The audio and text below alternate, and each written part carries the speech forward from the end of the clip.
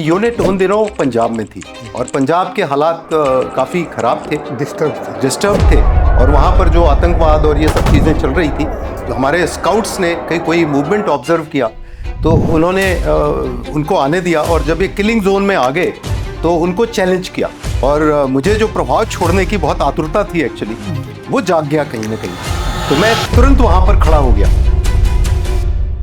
खड़ा होता उससे पहले ही हमारे साथ में जो पोजीशन में एक सूबेदार साहब थे हमारी टीम के, जो सेकंड इन कमांड थे उस रात के, तो उन्होंने मेरा हाथ पकड़ा और इतनी जोर से झटके से मुझे उन्होंने खींचा कि मैं लुढ़कता हुआ बिल्कुल नीचे चला गया। एक थोड़ा सा पहाड़ी टाइप की जगह थी वो। तो वो जेसीओ साहब आए मेरे पास और सूबेदार साहब ने बोला कि साहब, फौज ने आपको अफसर बना दिया है, आपको लीडर बना दिया है, लेकिन आपको स्वयं से लीडर बनना बाकी है।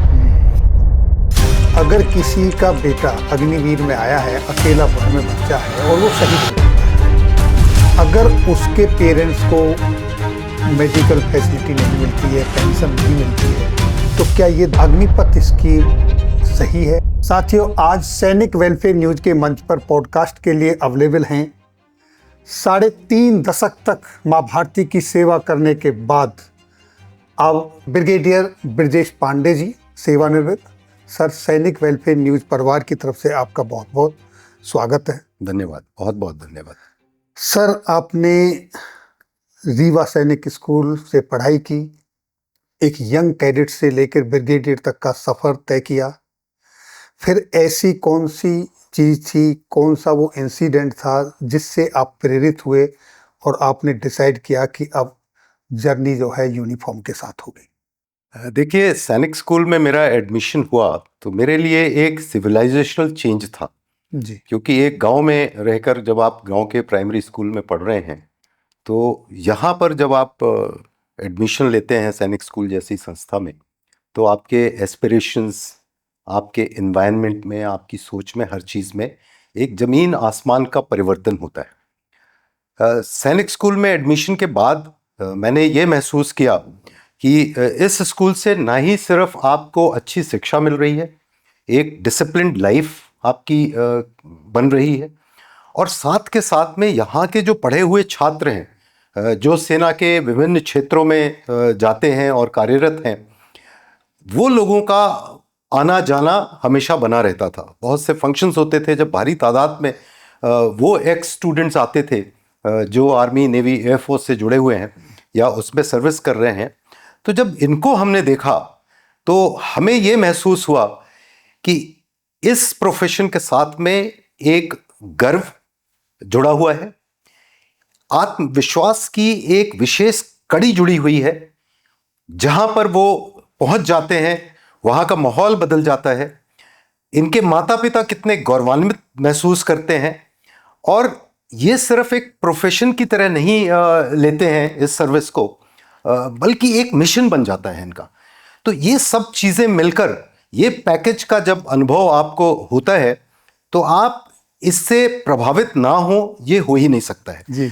तो इस तरह के जो अनुभव थे उसका मुझ पर बहुत प्रभाव पड़ा और धीरे धीरे करके ये रियलाइजेशन हुआ मुझे कि फौज की सेवा एक सिर्फ सर्विस नहीं है, ये प्रोफेशन नहीं है, एक जीवन शैली है। और ये जीवन शैली कहीं ना कहीं मेरी अंतरात्मा में बैठती चली गई और एक नेचुरल प्रोसेस की तरह ये हुआ कि मैंने ज्वाइन किया। जी सर। तो सर, 1990 में आपका कमीशनिंग हुआ। कमीशनिंग के बाद जब आप अपनी यूनिट पलटन में पहुंचे तो वो आपका स्टार्टिंग का अनुभव कैसा था? देखिए, कमीशनिंग के बाद जब मेरी पोस्टिंग हुई तो सर्वप्रथम तो मुझे रेजिमेंट ऑफ आर्टिलरी में मैं कमीशन हुआ और उसके बाद जब यूनिट की पोस्टिंग आई तो मुझे 62 फील्ड रेजिमेंट, जो आज के समय में 62 मीडियम रेजिमेंट के तौर पर है, तो उसमें मेरी पोस्टिंग हुई। अब ये 62 medium regiment pure Sikh class composition की यूनिट थी। तो यहाँ पर सारे सैनिक और जेसीओज ये सब लोग सिख थे। तो जब मैं यूनिट ज्वाइन किया तो शुरू में आपका टेस्ट लिया जाता है जी। जवान यूं ही नहीं आपकी लीडरशिप को, आपकी योग्यता को और आपकी सोच को एक्सेप्ट कर लेता है सिर्फ इस आधार पर कि आप ट्रेनिंग करके कमीशन्ड ऑफिसर बन गए हैं। वो खुद टेस्ट करना चाहता है और बहुत सुंदर ये प्रथा है कह लीजिए या प्रक्रिया है, क्योंकि जब एक बार आप उसके दिल में घर बना लेते हैं जी। तब उसके बाद फिर आपको कोई सोच करने की ज़रूरत नहीं है। तो ये सब प्रक्रिया चल रही थी। तो शुरुआती दौर में ही मुझे एक एम्बुश पार्टी कमांडर के तौर पर नियुक्त किया गया, क्योंकि यूनिट उन दिनों पंजाब में थी और पंजाब के हालात काफ़ी ख़राब थे, डिस्टर्ब थे और वहाँ पर जो आतंकवाद और ये सब चीज़ें चल रही थी, तो रोज़ हमारी पलटन से बहुत सी टीम्स निकलती थी जो एम्बुश में, पेट्रोलिंग में, ये सारी कार्रवाई में जुड़ी हुई होती थी। तो एम्बुश की पोजीशन हमने हासिल किया और उसके बाद जब हमारे स्काउट्स ने कहीं कोई मूवमेंट ऑब्जर्व किया तो उन्होंने उनको आने दिया और जब ये किलिंग जोन में आ गए तो उनको चैलेंज किया। तो जब चैलेंज किया थंब कौन आता है, तो उस समय मेरे अंदर का जो लीडर था और जो ट्रेनिंग मैंने सीखी थी और मुझे जो प्रभाव छोड़ने की बहुत आतुरता थी एक्चुअली, वो जाग गया कहीं ना कहीं। तो मैं तुरंत वहां पर खड़ा हो गया और मैं खड़ा होता उससे पहले ही हमारे साथ में जो पोजीशन में एक सूबेदार साहब थे, हमारी टीम के जो सेकंड इन कमांड थे उस रात के, तो उन्होंने मेरा हाथ पकड़ा और इतनी जोर से झटके से मुझे उन्होंने खींचा कि मैं लुढ़कता हुआ बिल्कुल नीचे चला गया। एक थोड़ा सा पहाड़ी टाइप की जगह थी वो, तो मैं लुढ़कता हुआ नीचे चला गया। उसके बाद उन्होंने बाकी की प्रक्रिया हुई और जो भी एम्बुश से रिलेटेड चीज़ हुई जिसके बारे में मैं डिस्कस नहीं करना चाहूँगा। उसके बाद जब हम सारी कार्रवाई करके वापस जाने लगे तो वो जेसीओ साहब आए मेरे पास और सूबेदार साहब ने बोला कि साहब, फौज ने आपको अफसर बना दिया है, आपको लीडर बना दिया है, लेकिन आपको स्वयं से लीडर बनना बाकी है। ये जो उनका वाक्य था वो सारे जीवन भर मुझे याद रहा और हर पल मैं उसको एक मंत्र की तरह एक्चुअली लेकर चला। तो ये मेरी करियर की शुरुआत थी और इस तरह के जो हमें लेसन मिले, तो उससे ये भी एहसास हुआ कि इन्होंने सिर्फ ना मेरी जान बचाई उस रात को जब हम एम्बुश में थे, लेकिन उन्होंने मुझे उस रिश्ते का भी परिचय दिया जो रिश्ता शायद सेल्फलेस सर्विस जैसी ऑर्गेनाइजेशन में ही आपको मिल सकता है। और ये रिश्ता लाइफ लॉन्ग चलता है। वो रिटायर हो गए, रिटायरमेंट के काफ़ी साल गुजर गए। मेरी बेटी की शादी थी 2023 में। मैं उनका एड्रेस भी नहीं था, ना इनवाइट कर सका मैं उनको।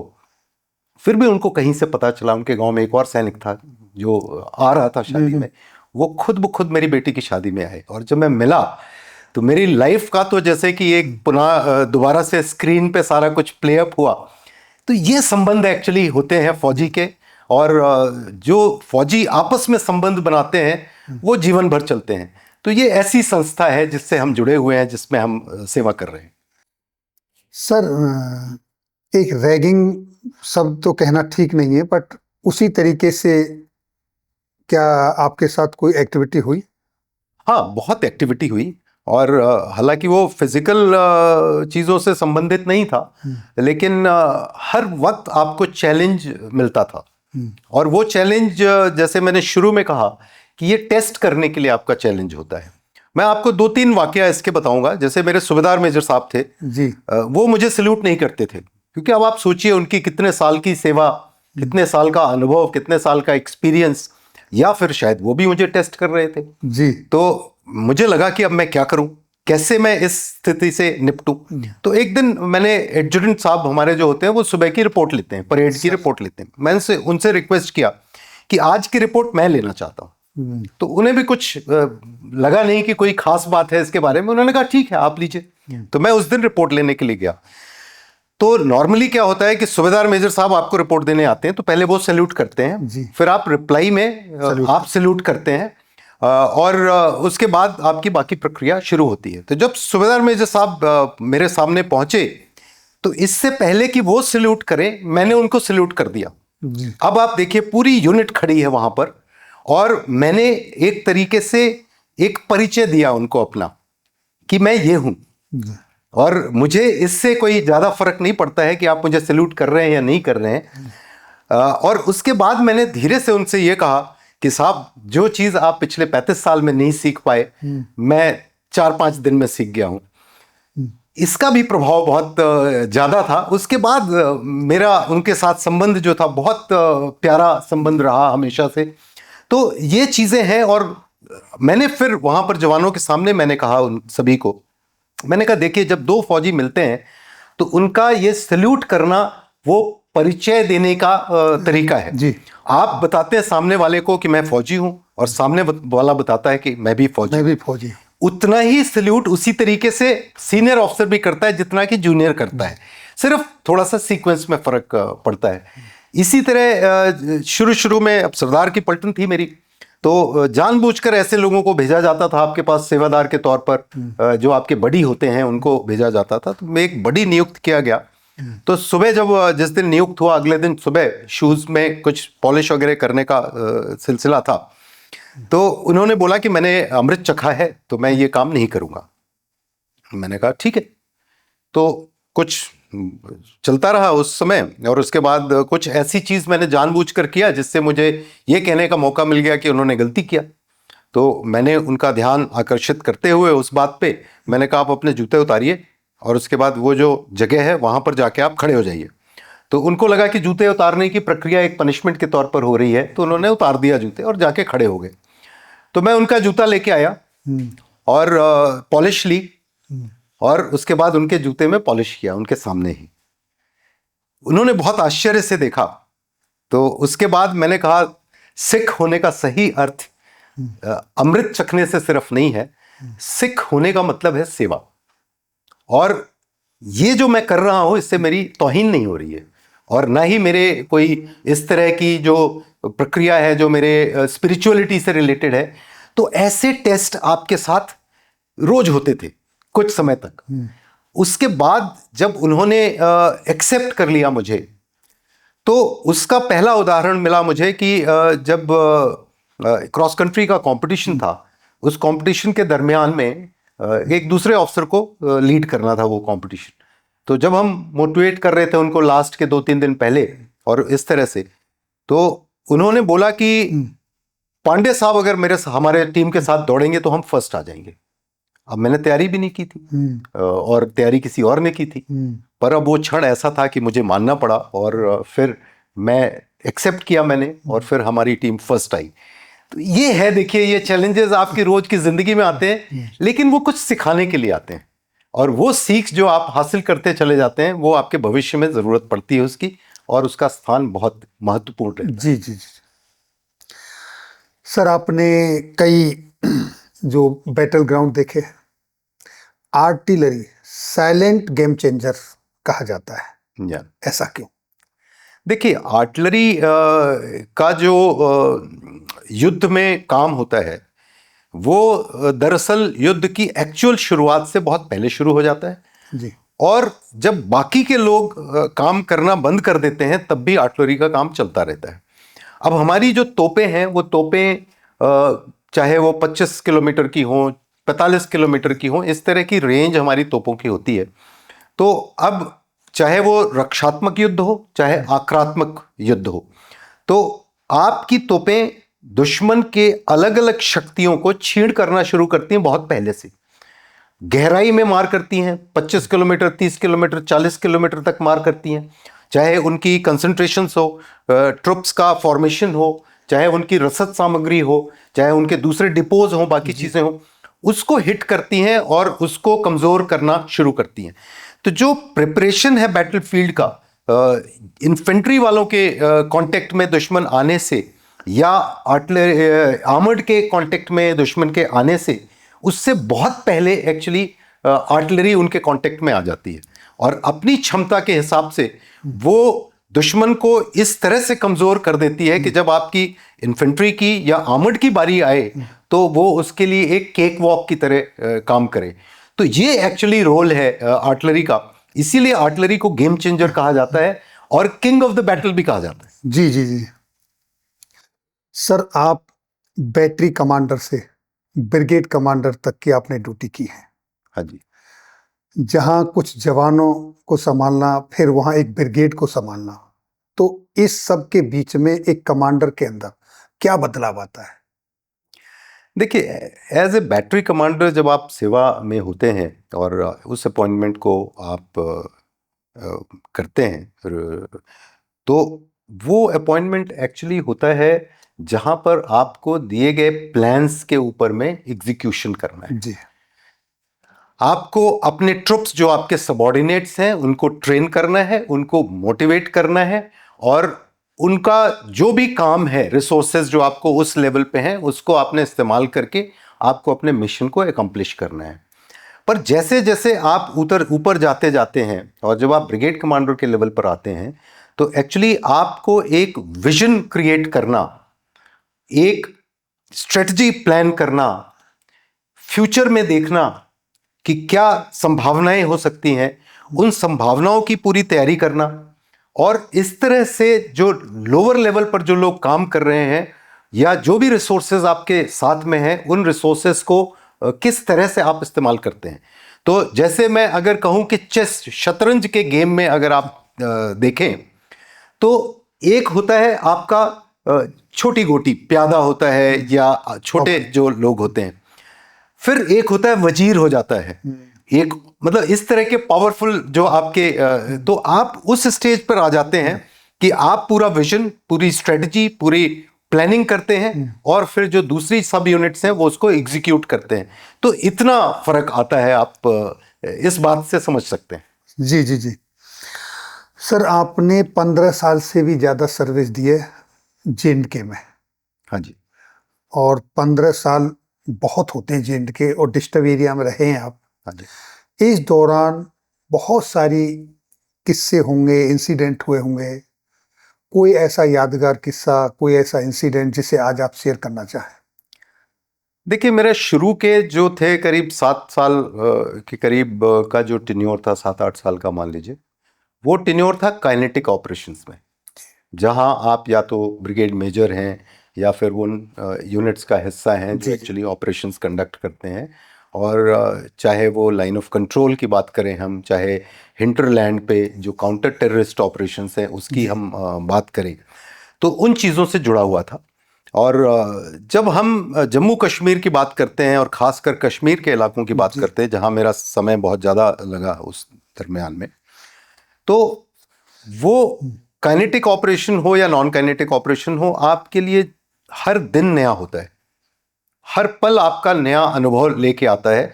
और बहुत सी आपकी सिचुएशंस होती हैं जिन सिचुएशंस को आप एक्सेप्ट करते हैं और उन सिचुएशंस पे आप रिएक्ट करते हैं।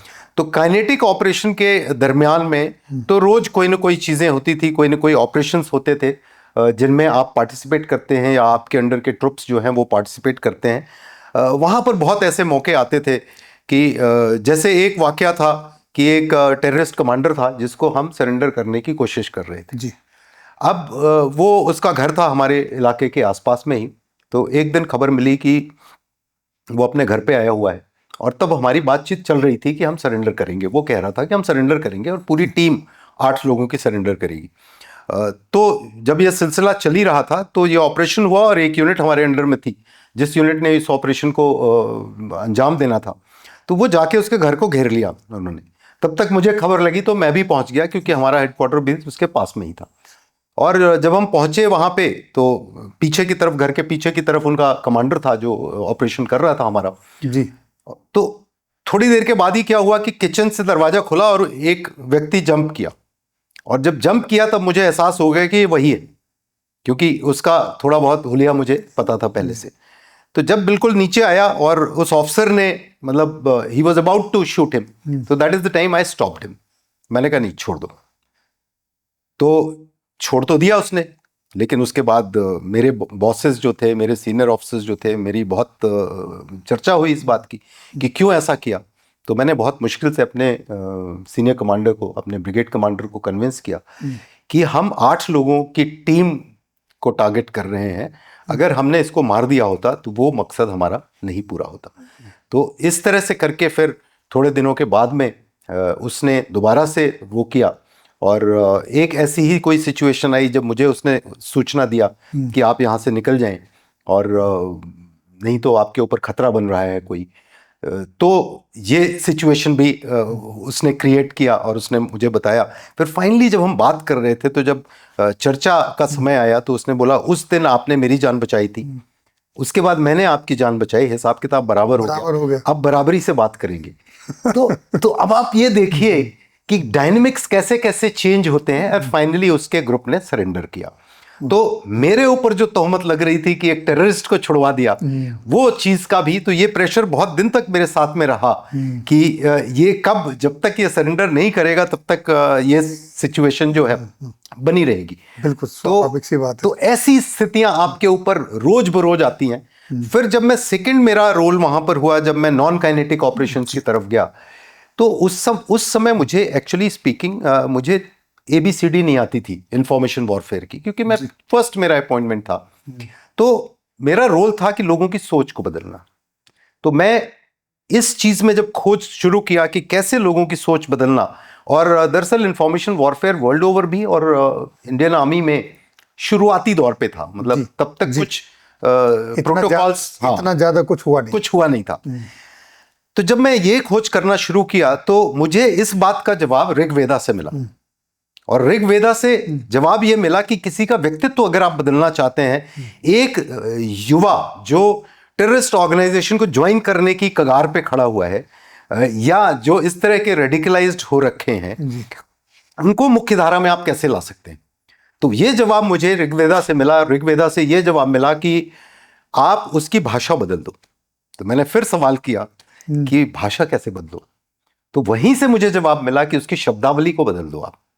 और तब मैंने फर्दर खोज किया कि मदरसाज में क्या होता है, ऐसी सारी संस्थाओं में क्या होता है, इवन आर्मी में जब SSB होती है तो कैसे इस सूत्र के थ्रू ये चीज किया जाता है। तब ये बात बिल्कुल आश्वस्त हो गई कि ये बात बिल्कुल लाजमी है कि आप शब्दावली किसी की बदल दो। तो यहाँ से मेरी शुरुआत हुई जो इंफॉर्मेशन वॉरफेयर के अंडरस्टैंडिंग की। और इसके बाद समय समय पर, चाहे वो 2014 की बाढ़ हो, चाहे और भी हो, बहुत से चैलेंजेस आते रहे। जब जनरल अता हसनैन के बाद जनरल साहा ने कोर का कमांड संभाला, तो हमने 7 सेंटर ऑफ ग्रेविटी डिसाइड किए, और उसमें एक सेंटर ऑफ ग्रेविटी थी सोईबुग, एक गांव है जहां से सैयद सलाहुद्दीन आते हैं, जो कि उनका टेररिस्ट का लीडर है, जो कि इस समय पाकिस्तान में स्थित है। तो वो जो उनका गांव था, वहां पर 2000 मतलब आप 1989 से समझ लीजिए कभी इलेक्शन में पार्टिसिपेट नहीं किया था। तो हमें ये मिशन मिला नॉन काइनेटिक उसके तहत कि इस गांव में इलेक्शन में पार्टिसिपेशन 2014 में होना चाहिए और ठीक ठाक होना चाहिए। इस मिशन को करने के लिए हमने बहुत तरीके अपनाए, बहुत सारे सूत्र हमने लागू किए। और ये बात तो बताते हुए मुझे बहुत खुशी हो रही है कि 2014 में 62% से ज़्यादा वोटिंग उस गांव में हुई, जिसमें 1989 से वोटिंग किया ही नहीं था किसी ने। तो ये चैलेंजेस आते थे आपके पास में, जो असंभव को संभव बनाने की आपकी जो टास्किंग होती थी, ये रोज रोज आपको कश्मीर में और ये सब इलाके में देखने को मिलती थी। तो वो भी बहुत रिच अनुभव था, और उसका हमें समय समय पर इस्तेमाल करते रहना पड़ता है। तो जो 62% वोटिंग हुई, हाँ जी, उसके लिए आपने उनको कैसे कन्विंस किया? हाँ बिल्कुल, बहुत आपका उचित सवाल है। देखिए, ये सारा जो चीज़ होता है ये कॉग्निटिव वॉरफेयर का हिस्सा है। मैं इनफैक्ट मेरी कोशिश है किताब लिखने की कॉग्निटिव वॉरफेयर के ऊपर में, और काम चल भी रहा है। कॉग्निटिव वॉरफेयर में क्या होता है कि आप जो मन है इंसान का, वो आपके बिलीफ को डिसाइड करता है, आपकी सोच को डिसाइड करता है, आपके एक्सप्रेशन को डिसाइड करता है, और आपके बिहेवियर को डिसाइड करता है। तो वो जो वहां पर जो उसका बिलीफ सिस्टम था, वहां पर उस बिलीफ सिस्टम को हमने चेंज करना था। तो हमने ये महसूस किया कि वहां पर कुछ बच्चे, औरतें, कुछ बूढ़े जी, इन तीनों को अगर हम साथ में लेके चलते हैं तब इस चीज को हम रीइंफोर्स करते हैं। तो हमने उनकी, चाहे वो जानकारी की के स्तर पर हमने कोशिशें की, उनको इन्फ्लुएंस करने की जो कोशिशें की, तो हमने उस गांव का डिस्कोर्स बदलना चाहा।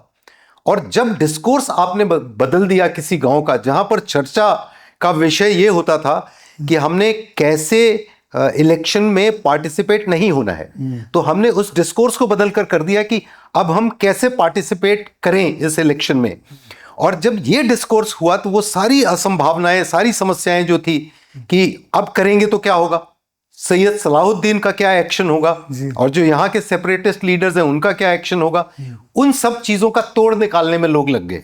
और अंततः क्या हुआ कि फिर हमें वहां का माहौल से ये समझ में आने लगा कि अब धारा बदल रही है, हवा बह रही है। हवा बह रही है, और उसी के जरिए फिर हमने उस हवा को और तेज किया, तीव्र किया, और वही वजह थी कि 62% से ज्यादा वोटिंग। परिणाम अच्छा निकला। बिल्कुल सर, जेएनके के इलाके में डिसीजन के पीछे ड्यूटी और सेफ्टी दोनों जुड़े होते हैं, बिल्कुल क्योंकि बड़ा डिस्टर्ब एरिया है। बिल्कुल।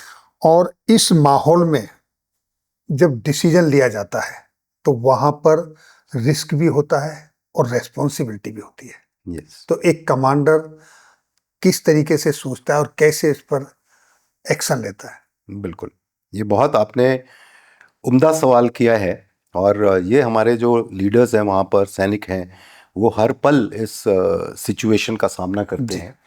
देखिए, खासकर ये उग्रवादी वाली जो सिचुएशन है, टेररिज्म वाली सिचुएशन है, वो लाइन ऑफ कंट्रोल से या एक जो कन्वेंशनल पारंपरिक युद्ध होता है उससे बहुत फ़र्क है। जी। पारंपरिक युद्ध में आपको दुश्मन पता है, ये भी पता है कौन सी दिशा में आएगा, क्या वेशभूषा में आएगा, किस तरीके से हरकत करेगा, वो सब चीज़ें आपको पता है। यहाँ पर आपको कुछ नहीं पता है। जी। यहाँ पर गलती होने की संभावना बहुत होती है आपकी। तो अब समय आपके पास बहुत कम होता है सर। आपको क्षणिक डिसीजन लेना है। तो ये जो हमारा ट्रेनिंग का, हमारी जो परंपराएं हैं, हमारी जो सोच है, उन चीज़ों का एक सॉफ्टवेयर जो आपके दिल और दिमाग में बन जाता है, जी। ये सिर्फ आप उस सॉफ्टवेयर की मदद से आप डिसीजन लेते हैं। तो अब इस डिसीजन में सर्वोपरि तो है नेशनल सिक्योरिटी, और उसको कंप्रोमाइज आप कर नहीं सकते हैं। जी। तो वो आपकी सबसे बड़ी प्राथमिकता के तौर पर रहता है। लेकिन साथ साथ में आपको ये भी लगता है कि ये जो लोग हैं, कुछ छोड़ के जो बाहर से आए हुए हैं, जो इन्फिल्ट्रेट करके फॉरेन टेररिस्ट हैं, जी। बाकी सब अपने ही लोग हैं, सर। बहके हुए बच्चे हैं जिनको शायद वो डायरेक्शन नहीं मिला। तो ये भी सोच कहीं आपको होती है। तो आपको ये भी लगता है कि अगर हम इसको पकड़ सकें, सर, बिना मारे अगर हम इसको सरेंडर करा सकें या इसको कर सकें, तो हम इसकी जीवन को बदलने की कोशिश भी कर सकते हैं। तो अब स्पेक्ट्रम में आपके पास में दो किनारे होते हैं। एक किनारा होता है जिसमें आपको नेशनल सिक्योरिटी पे कोई कंप्रोमाइज एक्सेप्टेबल नहीं है। दूसरे किनारे में होता है कि हमारे ही बच्चे हैं, हमारे ही घर के लोग हैं, हमारे ही तरह के लोग हैं। तो इन दोनों के बीच में आप सामंजस्य स्थापित करने की कोशिश करते हैं। और इस सब में आपके पास जानकारी क्या है? अब आपको एक एग्जांपल बताता हूं मैं इसका। 2014 में नवंबर में, 3 नवंबर अगर मुझे डेट याद है एग्जैक्टली, तो एक खबर आई सुबह सुबह कि एक मारुति कार, सफेद मारुति कार में कुछ टेररिस्ट का मूवमेंट होगा इस इलाके में।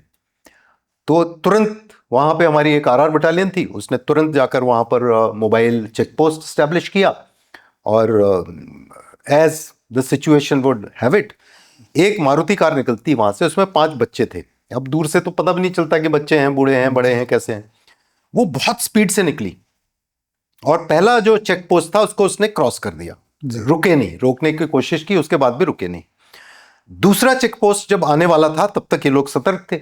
उससे पहले कुछ हुआ जिससे वो कहीं टकरा गए या कुछ हुआ, तो एक ब्लास्ट जैसी आवाज आई। तो अब ये जो दूसरा चेक पोस्ट था, वहां से फायरिंग हुई, और इसमें से 5 में से एक तो निकल के भाग गया।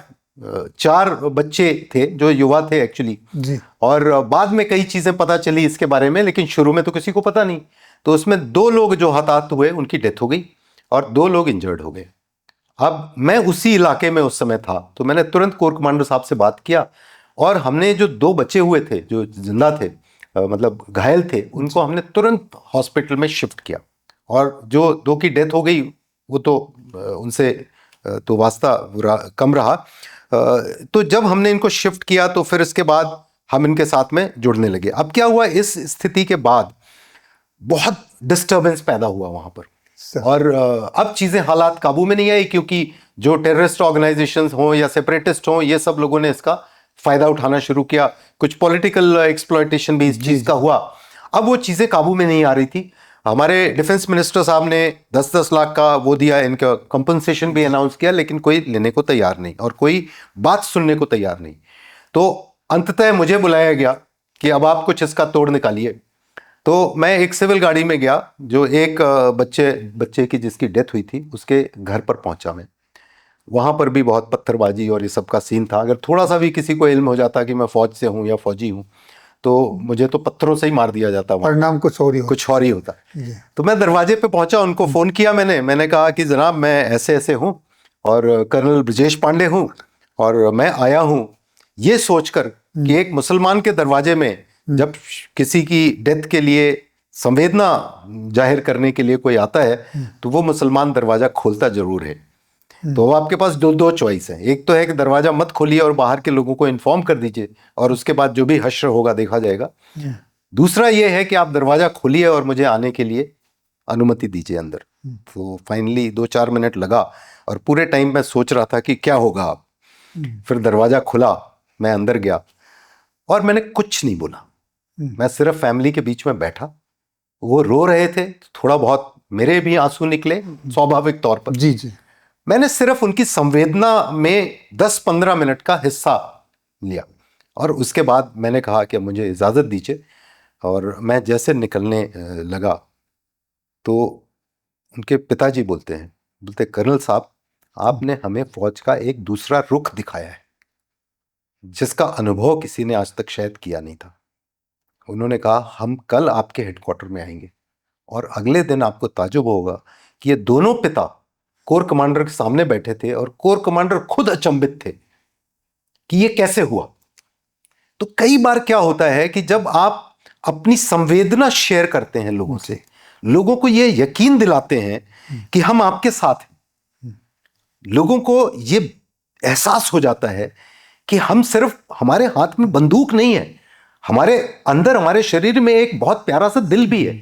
बिल्कुल सही बात। उस दिल को जब आप एक्सप्रेस करते हैं तो बहुत सी चीजें हैं जो बंदूक नहीं कर सकती है, जो आपका फायर पावर नहीं कर सकता है, आपका काइनेटिक नहीं कर सकता है, वो आपका नॉन काइनेटिक करता है। जी। तो ये एक बहुत बड़ा अनुभव था। उसके अलावा बाढ़ का सिचुएशन, मतलब रोज एक नई नई परिस्थिति पैदा होती थी, लेकिन एक ये वैसा वाकया है जो मुझे हमेशा याद रहता। बिल्कुल सही कहा सर आपने। सर आपने लद्दाख जैसे हाई एल्टीट्यूड एरिया में ब्रिगेड कमांड किया है, वो अपने आप में एक अलग परीक्षा है। वहां पर जो सबसे बड़ी चुनौती है वो मौसम है या कुछ और? यस, देखिए लद्दाख में जब आप जाते हैं तो मौसम, वहाँ की जो भौगोलिक स्थिति है, टेरेन है, वो बहुत वेरी करता है एक्चुअली। और ये वेरिएशन आप देखिए, जब मैं ब्रिगेड कमांड कर रहा था वहाँ पर, तो चूंकि मैं कोर लेवल पर आर्टिलरी ब्रिगेड का कमांडर था, तो हमारी जिम्मेदारी द्रास से शुरू होती थी या जोजिला पास से शुरू होती थी और वो डोकलम तक जाती थी। मतलब 1200-1300 किलोमीटर का पूरा दायरा था। तो आप चाहे वेस्टर्न फ्रंट देख लीजिए पाकिस्तानी इलाके के साथ जो है, या फिर आप चाइना के साथ, या सियाचिन, ये सब उसके अंदर शामिल होता था। अब वहाँ की जो सिचुएशन है वो अलग अलग जगह अलग अलग है। जैसे आप ईस्टर्न लद्दाख की बात करते हैं तो उसको कोल्ड डेजर्ट माना जाता है। वहाँ की जो स्थितियां हैं वो जो आपके शरीर पर असर करती हैं वो बिल्कुल भिन्न है। सियाचिन में जहाँ -50 डिग्री का टेम्परेचर होता है वहाँ पे स्थितियां अलग हैं। यहाँ पर स्नो होता है, जब आप कारगिल और द्रास की बात करते हैं यहाँ स्नो होता है। तो दरअसल क्या होता है कि हमें खुद नहीं इस बात का एहसास होता है कि हमारा शरीर इन सिचुएशंस में कैसे रिएक्ट करेगा, या हमारी क्या बायोलॉजिकल कंडीशंस क्रिएट होंगी। जहां पर आप कोशिश करते हैं, नॉर्मल समय पे आप कोशिश करते हैं कि हमारा हीमोग्लोबिन ठीक रहे, उसके लिए आप प्रयासरत रहते हैं, वहां पर आपको यह कोशिश करनी होती है कि हमारा हीमोग्लोबिन कम कैसे रहे, क्योंकि वहां पर ऑक्सीजन कम है, हीमोग्लोबिन बढ़ जाता है और 20 से ऊपर जब हो जाता है तो आपकी आर्टरीज चोक कर जाती है। बिल्कुल। तो वहां की जो समस्याएं हैं वो बिल्कुल अलग अलग हैं। साथ में आपको दुश्मन का भी ख्याल रखना है, जो आपकी ऑपरेशनल रिक्वायरमेंट है उसका भी ख्याल रखना है। और वहां पे टेन्योर्स जो होते हैं, जैसे हाई ऑल्टीट्यूड एरियाज में, सुपर हाई ऑल्टीट्यूड एरियाज में आप 90 दिन से ज्यादा आपको नहीं रहना चाहिए, पर कई बार ऐसी सिचुएशन होती है कि वो 90 दिन के बाद आपकी अदला बदली ही नहीं हो सकती है, क्योंकि मौसम सहायता मौसम अलाउ नहीं कर रहा। वहां का मौसम इस तरह का है कि एक हेलीकॉप्टर कई बार सिर्फ एक जरीकेन केरोसिन ले जा सकता है। इतनी क्षमता आपकी मशीन की कम हो जाती है, तो इंसान की क्षमता तो कम हो ही जाती है। तो यहां पर आपको अगेन यहां पर अपने ट्रुप्स के प्रति संवेदनशील होना पड़ता है। लोग आइसोलेटेड पोस्ट में हैं, अकेले पड़े हुए हैं, उनकी मानसिकता जो है या उनका मनोविज्ञान, उसको भी आपको सपोर्ट करना है। तो यहाँ पर मैंने एक चीज़ ये रियलाइज़ किया कि हमारे ट्रुप्स जो छोटी छोटी टुकड़ियों में बटे हुए हैं, उनसे मैं हर रोज मेरी कोशिश होती थी कि उनसे मैं बात करूं। तो शाम के समय 1 घंटे का समय मेरा नियुक्त होता था। तो एक दिन में सबसे तो नहीं कर सकता था बात में, लेकिन 2 से 3 दिन के अंदर में मेरा फोन कॉल हर टुकड़ी के पास जाता था। और एज ए रिजल्ट क्या होता था कि मुझे ये भी पता चल जाता था कि इस समय इनका मनोबल का क्या लेवल है या क्या चीज़ है। फिर इसके बाद ये भी समझ में आता था कि कब से इनकी बात नहीं हुई, घर से नहीं बात हुई, और ये चीज़ जो है। अब इसमें एक वाकया मैं आपको बताता हूँ। एक हमारे जनरल साहब थे, जनरल वीके आलूवालिया, इन्होंने एक बार शेयर किया था। और ये मैं इसलिए बता रहा हूँ क्योंकि जो लोग सुनेंगे इस बात को उनको ये समझ में आएगा कि डिसीजन लेने के चैलेंजेस बहुत बारीक होते हैं, लेकिन उनके मायने बहुत होते हैं। तो ये गए एक पोस्ट पे, वहां पर एक ऑफिसर थे, उनसे उन्होंने पूछा 2-3 बार कि बताइए क्या कर सकता हूँ आपके बारे में और क्या है कैसे करके। तो उन्होंने बोला यहाँ मौसम खराब था, मेरी बात नहीं हो पाई फैमिली से, कहीं वो उल्टा सीधा सोच रहे होंगे, तो क्या आप मेरे घर में फोन करके ये बता सकते हैं कि ठीक मैं सही सलामत हूँ। और कल मेरी एनिवर्सरी थी, मैंने उस पर भी नहीं बात कर पाया। तो उन्होंने कहा ठीक है कोई बात नहीं। लौटे ये अपने हेडक्वार्टर में, वहां से इन्होंने फोन किया, इनके पिताजी से बात की। पिताजी बाय चांस, जो इनको बाद में पता चला, वो भी एक्स रिटायर्ड कर्नल थे जी। उस समय शायद बातों में नहीं सुनाई पड़ा होगा, समझ में आया होगा। तो इन्होंने जब बताया तो उसके बाद क्या हुआ कि घर में स्वाभाविक है कि इस ऑफिसर की वाइफ ने पूछा कि भाई वो आपसे क्यों फोन कर रहे हैं, कोर कमांडर क्यों फोन कर रहा है, ये क्यों फोन कर रहा है, खुद क्यों नहीं फोन किया। तो अब वो सारी सिचुएशंस जो है वो सब कुछ उन्होंने एक्सप्लेन नहीं किया था। इधर ये भी जब खाने की टेबल पे पहुंचे दोपहर के टाइम पे, तो इन्हें लगा कि मैंने ये कह तो दिया, लेकिन इसका नेगेटिव प्रभाव क्या हो सकता है। फिर इन्होंने दोबारा फोन किया और ये बताया कि मेरे दिमाग में एक चीज ये आ रही थी। तो वो उनके फादर ने बोला कि आपने बहुत अच्छा किया कि आपने ये कर दिया, क्योंकि मेरी बहू को ये टेंशन हो रही थी कि कुछ गड़बड़ है। तब जाके ऐसे इस तरह का फोन कॉल आया है। फिर उन्होंने उनकी बहू से बात किया और उनको समझाया कि बच्चे ऐसे है, ये चीज है, ऐसी कोई बात नहीं है। तो अब ये सोचिए आप, एक बहुत छोटी सी बात है ये, लेकिन इस छोटी सी बात के कितने मायने बहुत बड़े है ना। और एज ए कमांडर अगर आप इस तरह से कनेक्टेड नहीं है कि अगले की क्या भावना हो सकती है, क्या सिचुएशन हो सकती है, अगर आप उसको नहीं समझ सकते हैं, तो शायद आपका जो कमांड का स्तर है वो ठीक नहीं है, आप पूरा नहीं कर रहे हैं। तो बहुत गूढ़ बातें हो जाती हैं, बहुत छोटी छोटी चीजें इंपॉर्टेंट हो जाती हैं। जी, इसी से रिलेटेड है सर मेरी अगली जिज्ञासा ये है कि जब जवान -40 डिग्री और उससे भी नीचे टेम्परेचर में रहते हैं, तो एज ए कमांडर आप उनको कैसे एनर्जेटिक रख पाते हैं? देखिए, सबसे पहले तो जब ऐसी पोस्टों पर लोग जाते हैं, उनको निर्धारित किया जाता है, जैसे हमारे साथ में क्या था, ऑब्जर्वेशन पोस्ट, आर्टिलरी के सर टीम्स जो हैं, टुकड़ियां ऑब्जर्वेशन पोस्ट में जाती थी, और कुछ गन्स भी थी जो हाई ऑल्टीट्यूड में थी, जो कि वहां पर तैनात थे ये लोग। तो एक तो पहली चीज है, इनको आपको फिजिकल रूप से तैयार करना पड़ता है, मनोवैज्ञानिक रूप से आपको तैयार करना पड़ता है, इनकी रूटीन सेटिंग से लेके हर चीज आपको एक तरह से प्रोग्राम करना पड़ता है। और ये प्रोग्राम करने के बाद आपको, जब इनको आप भेजते हैं, तो आपको मॉनिटर करना पड़ता है कि क्या जो आपने उनको प्रोग्राम किया है, जिस तरह से आपने उनको तैयार किया है, ये उसी तरह की चीजें फॉलो कर रहे हैं। तो आप, जैसे हमारी ब्रिगेड में चूंकि इतनी सारी टुकड़ियां तैनात थी, तो हमने एक वॉर रूम तैयार किया हुआ था जो सिर्फ ये सुपर हाई ऑल्टीट्यूड की पोस्टों के लिए था, और उसका काम सिर्फ ये था कि लगातार उनके संपर्क में रहना, उनकी चीजें समझना। और यही वॉर रूम था जो शाम के टाइम मेरी बातचीत फिक्स कराते थे ये लोग कि आज कौन कौन सी पोस्ट से बात होगी, कौन कौन सी चीजों से बात होगी। दूसरी बात है कि इनका जो कनेक्ट फैमिलीज के साथ में है, कि ये फैमिली के साथ बात कर पा रहे हैं कि नहीं कर पा रहे हैं, फैमिलीज के साथ कोई ऐसी प्रॉब्लम तो नहीं है, वो भी चीज़ों का हमने एक रास्ता तैयार किया हुआ था कि फैमिलीज को अगर कोई दुविधा होती है तो आप, ये 2-3 फ़ोन नंबर है, आप मैसेज कर दीजिए, कुछ फ़ोन करके बता दीजिए। तो इस तरह की चीज़ें हैं। तीसरी बात होती है कि जो दुश्मन के द्वारा खतरे पैदा हो रहे हैं, आपके जो रिसोर्सेज हैं वो कम नहीं होना चाहिए। एक मामूली सी बात है, अगर एक पोस्ट के अंदर में आपका एम्युनिशन कम हो गया है, आपके जो महत्वपूर्ण वेपन सिस्टम है वो नहीं काम कर रहे हैं, तो उसको आपको रिप्लेस करना, उसको रिप्लेनिश करना है, ताकि हर वक्त उसको ये समझ में आए कि जो दुश्मन आ सकता है या दुश्मन का जो खतरा पैदा हो सकता है, उससे 3 गुना 4 गुना हमारी तैयारी है। तो इस तरह की चीजों से आपको करना पड़ता है। बातचीत, जैसे मैंने बताया, लगातार आप चर्चा में रहते हैं, उनसे उनकी मनोवैज्ञानिक स्थिति को समझते हैं, फिर उनका रिक्रिएशन हो, उनका खान पान हो। कई एक पोस्ट हैं जो कि सिर्फ हवाई जहाज से ही आप खाना गिरा सकते हैं उनको। अब जब गिरता भी है तो वो भी पता नहीं चलता कितना मिला कितना नहीं मिला। तो ये हर चीज का मतलब आपको वो करना पड़ता है। और इस बात को कि हम बिना शर्त के देश की सेवा कर रहे हैं, अनकंडीशनलिटी जो हमारी है, वो अनकंडीशनलिटी का एहसास उनके दिल में लगातार बनाए रखने की जरूरत पड़ती है। तो बहुत ये कठिन कॉम्प्लेक्स चीजें हैं, लेकिन हमारे देश की जो सेना है, जो सैनिक हैं हमारे, दरअसल अगर मैं ये कहूं कि हमें उनसे एनर्जी मिलती है।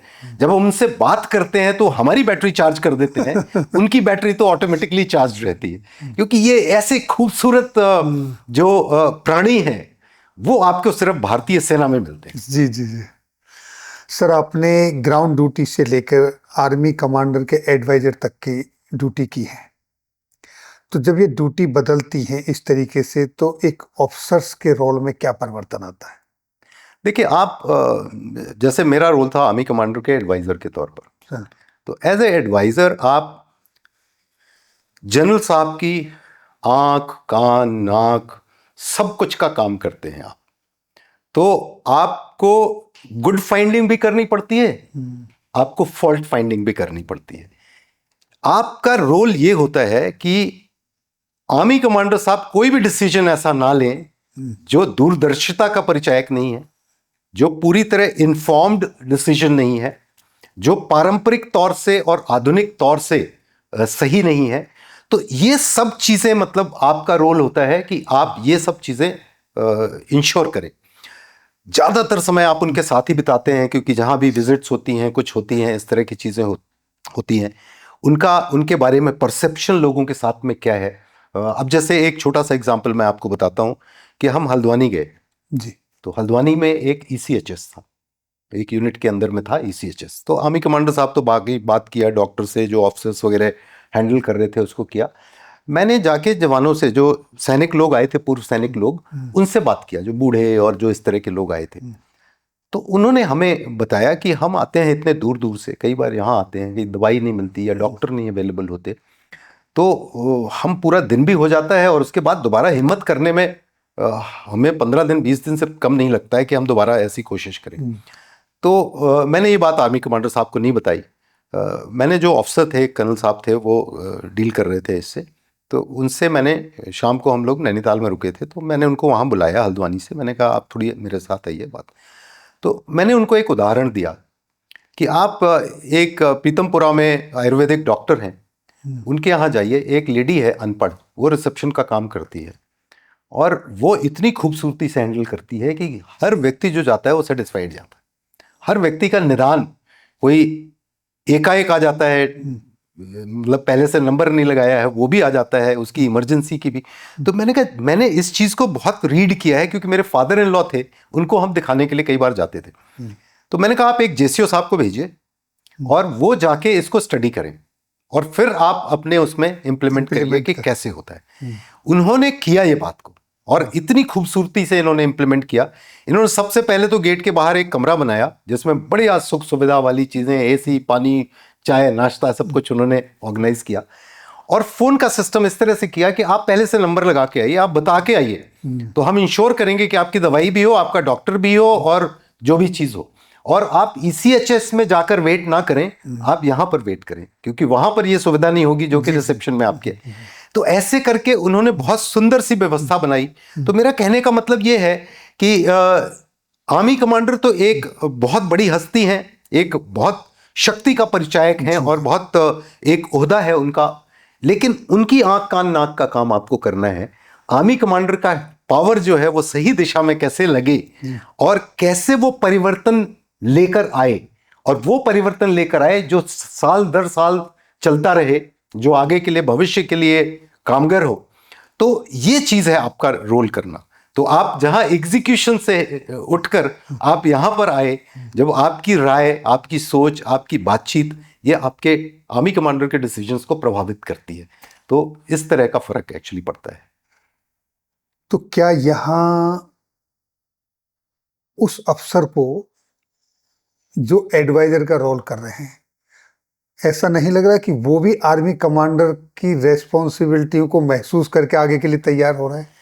नहीं, ये देखिए, जो भी काम आप करते हैं आर्मी में या आर्म्ड फोर्सेस में, वो हर पल आपके लिए सीख का हिस्सा होता है। तो निश्चित ही आप किसी भी लेवल पे आप काम करते हैं तो आपसे सीनियर्स का भी जुड़ाव रहता है, आपके जूनियर्स का भी जुड़ाव रहता है। और जैसे मैंने पहले उदाहरण में जो 62 फील्ड रेजिमेंट के उदाहरण में बताया कि जो सीख है ना, वो सिर्फ टॉप से नहीं आती, वो नीचे से भी आती है। तो अगर आप इस बात के लिए तैयार हैं, सीखने के लिए तैयार हैं, तो आपको सिखलाने के लिए और सीख मिलने के लिए कोई कमी नहीं वहां पर होती। वो तो चारों तरफ से आ रही है। यहां पर ज्यादा आपका इंटरेक्शन होता है, सीनियर लेवल पे लोगों से इंटरेक्शन होता है। आप बहुत सी बड़ी बड़ी चीजों के बारे में डिसीजन लेते हुए देखते हैं, डिसीजन के साथ में आप मिलते हैं। तो आपको ये तो निश्चित तौर पर समझ में आता है कि आपने एडवाइस दिया, मान लीजिए ABCD एडवाइस दिया आपने, डिसीजन लिया गया XYZ, तो ये भी सीख मिलती है कि आपकी एडवाइस में और एक्चुअल डिसीजन में कितना फर्क था। तो क्या आपकी सोच, आपकी समझ, आपकी सामरिक अंडरस्टैंडिंग, उसमें फर्क है। तो हर पल, और आप ज्यादातर टाइम आर्मी कमांडर के साथ रहते हैं, तो आप बातचीत करते रहते हैं उनसे, चाहे कार में बैठे हैं, चाहे हवाई जहाज में बैठे हैं, चाहे जहां पर भी आप बातचीत करते रहते हैं।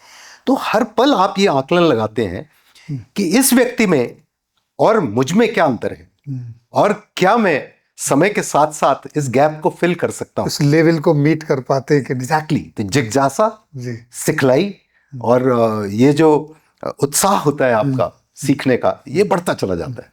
सर, आजकल इंफॉर्मेशन वॉरफेयर बहुत बड़ा विषय बन गया है। बिल्कुल। पहले लड़ाई बॉर्डर पे होती थी, जहां पर सीमाओं पर पहले लड़ाई दिखती थी। अब नैरेटिव, सोशल मीडिया और प्रिपरेशन में भी लड़ाई लड़ी जाती है। बिल्कुल। इस सिंपल, मतलब इस टॉपिक को, इस विषय को आप सिंपल लैंग्वेज में, मतलब लेमैन भाषा में कैसे समझाएंगे सर? देखिए, समय के साथ साथ जो युद्ध के डायमेंशंस हैं वो चेंज होते रहे। शुरू में लैंड, सी, एयर का 3 डायमेंशंस थे, फिर स्पेस आ गया, फिर साइबर आ गया, और जैसे अभी आप कह रहे हैं अब एक इंफॉर्मेशन वॉरफेयर डोमेन आ गया जी। एक्चुअली इसको अगर मैं कहूं कि एक्चुअल बैटलफील्ड की लड़ाई अब माइंड को बैटलफील्ड की तरह इस्तेमाल करके हो रही है जी। तो एक्चुअली जो फिजिकल बैटलफील्ड था अब वो कन्वर्ट हो गया है और वो मेंटल बैटलफील्ड पे आ गया। तो आपका माइंड आज के टाइम पर हथियार भी है और युद्ध का क्षेत्र भी है वो। तो ये जो 2 बातें इसके साथ में जुड़ी हुई हैं, इंफॉर्मेशन वॉरफेयर के साथ में जो जुड़ी हुई हैं, इसका मायना ये है कि आप सबसे पहले तो जैसे कई एक पहले के जो विद थे, चाहे वो आप कौटिल्य की बात करें, चाहे वो दूसरे फॉरेन सुनजू की बात करें या किसी और लोगों की बात करें, तो ये पहले भी था कि लड़ाई तो वो लड़ाई है जो बिना लड़े आप जीत जाओ जी।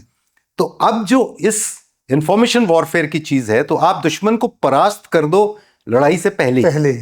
ठीक है, चाहे उसका मनोबल हो, चाहे उसका डिसीजन हो, चाहे उसकी जो भी क्षमताएं हो उस चीज का, तो उसको अपने चीज पर यकीन ही खत्म हो जाए। जैसे अभी देखिए आप, ऑपरेशन सिंदूर हुआ जी। ऑपरेशन सिंदूर का सबसे बड़ा महत्व क्या है? वो महत्व ये है सबसे बड़ा कि जिस लेवल पर आपने ऑपरेशन सिंदूर किया, जिस तरीके से आपने ऑपरेशन सिंदूर किया और जिस तरह के हथियार इस्तेमाल हुए और जो आपने टारगेटिंग किया, वो दुश्मन की सोच से परे था। तो इसका मतलब ये एहसास गया उसके ऊपर में कि भारतीय सेना तो हमारी पहुंच से बाहर है। तो अब जब आप ये कर देते हैं तो आप फ्यूचर के लिए, जैसे हर युद्ध क्या होता है, हर युद्ध एक्चुअली इन्वेस्टमेंट है शांति के लिए, कि 1999 में आपको की कारगिल वॉर हुआ, जी 71 में आपका बांग्लादेश वाला हुआ, तो फिर 20 साल का समय आपको मिल गया या 29 साल का समय मिल गया आपको। तो हर युद्ध जो है वो है आपका इन्वेस्टमेंट।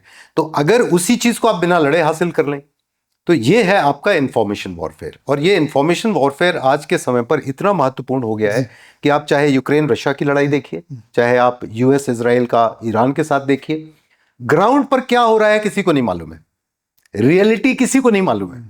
बट जब ट्रंप ट्वीट करते हैं तो उससे मार्केट गिरनी शुरू हो जाती है या उठनी शुरू हो जाती है। ये सब मानसिक चीज़ों का है। तो इसलिए ये जो इंफॉर्मेशन वॉरफेयर है इसमें बहुत सी चीज़ें हैं, साइकोलॉजिकल ऑपरेशन है, पब्लिक डिप्लोमेसी है, बहुत से इसके तंत्र हैं, इन्फ्लुएंस ऑपरेशन है, इंफॉर्मेशन ऑपरेशन है। तो इसके बहुत सारे तंत्र हैं और उन तंत्रों को अलग अलग किस्म से इस्तेमाल किया जाता है, लेकिन ये बहुत महत्वपूर्ण क्षेत्र बन गया है। और अब अच्छी खुशी की बात यह है कि हमारा देश भी और हमारी आर्मी भी उस फील्ड में बहुत अग्रसर है। और अक्सर मैं जाता हूँ कहीं लेक्चर लेने के लिए या जब बातचीत करने के लिए या ट्रेनिंग से जुड़ी कोशिशों के लिए, तो मुझे अच्छा लगता है कि अब हम जागरूक हो गए हैं इस क्षेत्र के बारे में। ऑपरेशन सिंदूर से तो पूरे विश्व को मैसेज दे दिया है बिल्कुल, भारतीय सेना की क्या कैपेबिलिटी है। बिल्कुल, जिस तरीके से प्रिसीजन वो अटैक किए हैं, टारगेट हिट किए हैं। बिल्कुल। सर, आज सोशल मीडिया के युग में फेक न्यूज हो गए, प्रोपोगंडा हो गए, इनसे सेना की इमेज भी खराब होती है। बिल्कुल। ऐसे में डिफेंस कम्युनिटी कैसे रेस्पॉन्ड करे कि जो सेना की इमेज है वो बची रहे? बिल्कुल, देखिए इसमें ये भी बहुत व्यापक क्षेत्र है एक्चुअली। जब हम इसमें बात करते हैं तो पहली बात तो है कि सोशल मीडिया का इस्तेमाल और सोशल मीडिया के जरिए कैसे आप अपना कम्युनिकेशन जारी रख सकते हैं। ये दो किस्म से होता है, एक होता है डायरेक्ट कम्युनिकेशन, एक होता है इनडायरेक्ट कम्युनिकेशन। जी। डायरेक्ट कम्युनिकेशन में क्या होता है, जब आप ऑफिशियल हैंडल से कुछ बात कहते हैं, किसी चीज का खंडन करते हैं या कोई जानकारी देते हैं या जो भी करते हैं। अब एक डेमोक्रेटिक कंट्री में फौज की स्थिति, फौज का जो रोल है, फौज का जो कम्युनिकेशन है वो भिन्न होता है। और जो एक दूसरे प्रकार का देश है जहां पर कि सेना का बोलबाला है, जहां पर मान लीजिए चाइना में है एक सिंगल पार्टी वाला सिस्टम है और ऑलमोस्ट तानाशाही वाला सिस्टम है, वहां पर अलग है, यहां पर अलग है। वहां फौज जो चाहती है वो कर लेती है, यहां पर फौज जो चाहती है वो नहीं कर लेती है। वो फौज उसी तरीके से काम करती है जिस तरह से हमारे देश का शासन और हमारी गवर्नमेंट और उन चीज़ों के जो प्रोटोकॉल्स बने हैं, जो नियम कानून बने हैं, उसका पालन करना होता है। इसीलिए कहा जाता है कि डेमोक्रेसी में सबसे ज़्यादा डिफिकल्ट है इस क्षेत्र को कारगर बनाना कंपेयर टू अदर। कई स्टडीज हुई हैं इसके ऊपर में। तो ये तो चैलेंज हमारे पास है। अब हम जब डायरेक्ट कम्युनिकेशन करते हैं तो हमें बहुत नपातुला और बहुत कम जानकारी के उसमें होता है। इसमें भी समस्या ये आती है कि आपको सीनियर से पूछना पड़ता है, क्योंकि ये जो इसका इफेक्ट है बहुत सामरिक लेवल पर होता है, स्ट्रेटेजिक लेवल पर होता है। सर, एक आर्टिलरी का जवान बोफोर्स गन को डिसमेंटल करके पहाड़ी पे लेकर के असेंबल करके चलाता है। बिल्कुल। और वापस जब वो समाज में आता है फिर वो एक गार्ड की ड्यूटी करता है। तो यहाँ उसकी काबिलियत कहाँ उसको इस्तेमाल करना चाहिए था और वो कहाँ खड़ा है। बिल्कुल। इसमें इंडिविजुअल से ज्यादा मैं समझता हूँ अपनी संस्था और सरकार का रोल है। बिल्कुल। देखिए, मैं सरकार का तो रोल जो होगा वो बाद में आएगा, पर संस्था का और इंडिविजुअल का रोल सर्वप्रथम है। मैं जब ब्रिगेड कमांड कर रहा था, जिसका जिक्र हमने किया थोड़ी देर पहले, तो ये बात मेरे जहन में बहुत इंपॉर्टेंट थी। मैं अक्सर अपने से सवाल पूछता था कि एक नेवी का जो जवान है वो रिटायर होता है तो 40,000 रुपए से कम की नौकरी की बात नहीं सोचता है।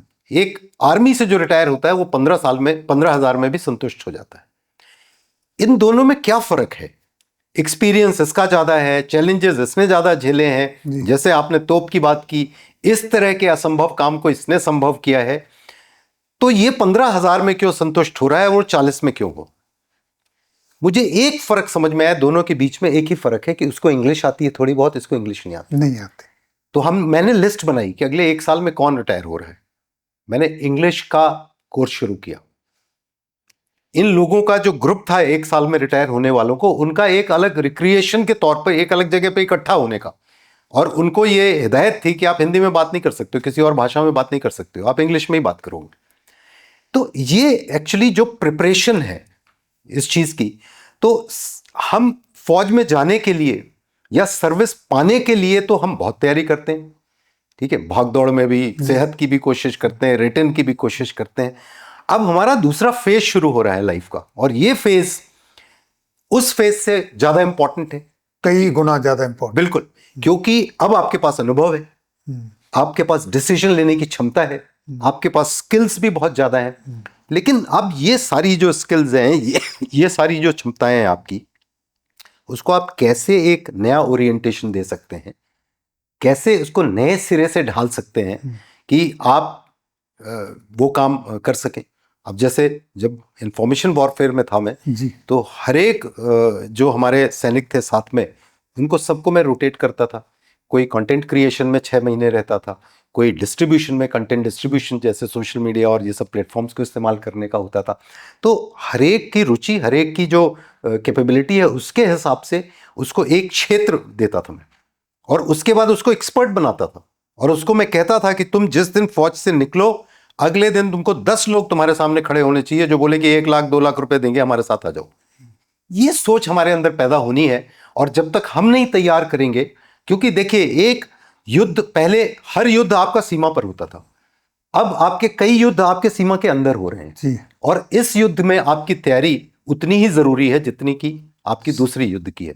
इस युद्ध की तैयारी के लिए हमें अपने सैनिकों को, रिटायर्ड सेवानिवृत्त सैनिकों को, उस स्तंभ के तौर पर हमको वहां से रिटायर नहीं करना है। हमको उनको कहना चाहिए कि आप री-अटायर हो रहे हो, आप सिर्फ वर्दी आप उतार रहे हो और एक नया ड्रेस आप पहन रहे हो, लेकिन अब आपकी क्षमता ज्यादा है। तो अब वो, अगर उसको आप एक लॉन्च पैड की तरह ट्रीट करो रादर देन रिटायरमेंट की तरह, जी जी जी, तो शायद इस बात का कुछ निदान निकल सकता है।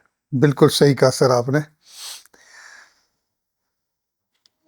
सर, सेना के अंदर जवान जब भर्ती होता है या ऑफिसर कमीशन लेता है, जो भी एंट्री है, वो देश की सीमाओं की हिफाजत के लिए अपना सर्वोच्च बलिदान देने की कसम खाता है। बिल्कुल। क्या आज उस ओथ की, कसम की अहमियत सिविल जनता को, सिविल में जो सोसाइटी है, उनको बताने की आवश्यकता नहीं है? बिल्कुल, बहुत आवश्यकता है।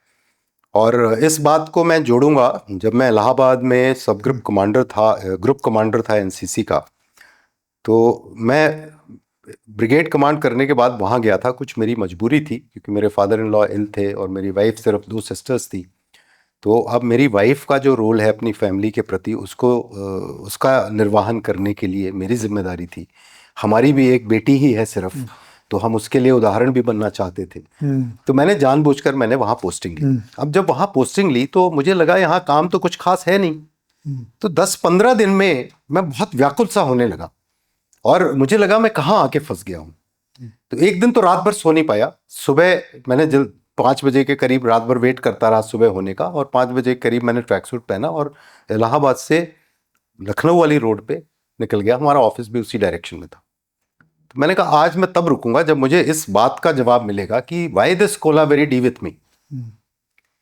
तो सोचते मतलब करीब 40-45 मिनट अपनी क्षमता से ज्यादा मैं दौड़ गया, ज्यादा दूरी चल गया उस दिन। फिर मुझे ये सवाल मेरे मन में आया कि इस संस्था में है क्या। तो जवाब मिला बच्चे। तो मैंने कहा बच्चों को चाहिए क्या? सबसे पहले उनको उद्देश्य चाहिए। तो अल्टीमेटली मैंने वहीं पे एक पुलिया में बैठा, ड्राइवर को बताया कि यहाँ से मुझे उठा के ले जाना, और वाइस चांसलर इलाहाबाद यूनिवर्सिटी को कॉल किया। मैंने कहा सर आज मुझे आपके बच्चों को एड्रेस करना है, कोई भी डिपार्टमेंट में, जहाँ पे भी। अंततः लॉ डिपार्टमेंट के 250 बच्चे तैयार किए गए और 1 बजे के करीब 1 से 2 का मुझे टाइम दिया गया, क्योंकि उनका एग्जाम चल रहा था और सेकेंड इनिंग का भी एग्जाम था, तो ब्रेक के बीच में। तो उन दिनों पे एक्चुअली पुलवामा की चीजें चल रही थी। तो टीवी पे आ रही थी और ये आ रही थी। तो मैंने उनसे एक सवाल पूछा कि ये दृश्य तो देख रहे हो आप, पर हर एक ताबूत जो टीवी में दिखाया जा रहा है, ये 40 ताबूत जो वहां से निकले हैं, किसी एक ताबूत की स्टोरी आपको मालूम है? तो स्तब्ध, किसी को कोई स्टोरी नहीं मालूम है। तो हमारी सबसे बड़ी समस्या यह है कि जब हम जीवित हैं, जब हम सेना में नौकरी कर रहे हैं, हम अपने गांव में आते हैं, हम अपने दोस्तों को मिलते हैं, भाइयों को मिलते हैं, हमें स्टोरी अपनी नहीं हम बताते हैं, हम शर्माते हैं, हम अपनी बड़ाई करने को तौहीन समझते हैं, हम एक अलग सोच हमारी बनी हुई है। तो मुझे यह लगता है कि हर जवान, हर अधिकारी, चाहे वो जिस स्तर में, जिस फील्ड में काम कर रहा हो, वो स्वयं में एक स्टोरी है। उसकी स्टोरी उसके घर वालों को नहीं मालूम होती है। अब आप सोचिए, मैं 1.5 साल 2 साल पहले फौज मैंने छोड़ी, 1.5 साल पहले मान लीजिए, आज भी बहुत सी चीजें जब मैं बताता हूं और मेरी वाइफ या मेरे बच्चे, मेरी डॉटर सुन रही होती है साइड लाइंस में, तो वो ऐसे आश्चर्यचकित तरीके से देखती है, क्योंकि मैंने अपनी स्टोरी उनको बताई ही नहीं। तो हमें अपनी स्टोरी बतानी है जी, और इस तरीके से बतानी है कि लोग इंटरेस्टेड होके हमारी स्टोरी सुने। लोग भूल जाएं कि हम व्हाट्सएप देखना है, लोग भूल जाएं कि हमको सोशल मीडिया में टाइम बिताना है। जब ये आप काम करते हैं, तब आपकी जो कहानियां हैं वो देश व्यापक तरीके से देश में फैलती है। ये एक काम है जो हम नहीं कर पाए हैं, और मुझे लगता है कि हमें सीखना चाहिए कि स्टोरी कैसे बतानी है। हमें सीखना चाहिए कि स्टोरी का कौन सा हिस्सा है किसके इंटरेस्ट में है, ठीक है? अदरवाइज तो लोग क्यों सुनेंगे? वियतनाम में जब लड़ाई हुई, सालों साल चलती रही, जब वहां के सैनिक गए वापस अमेरिका में, तो उनके घर वाले सुनने को राजी नहीं थे कि आपने किया क्या वहां पे।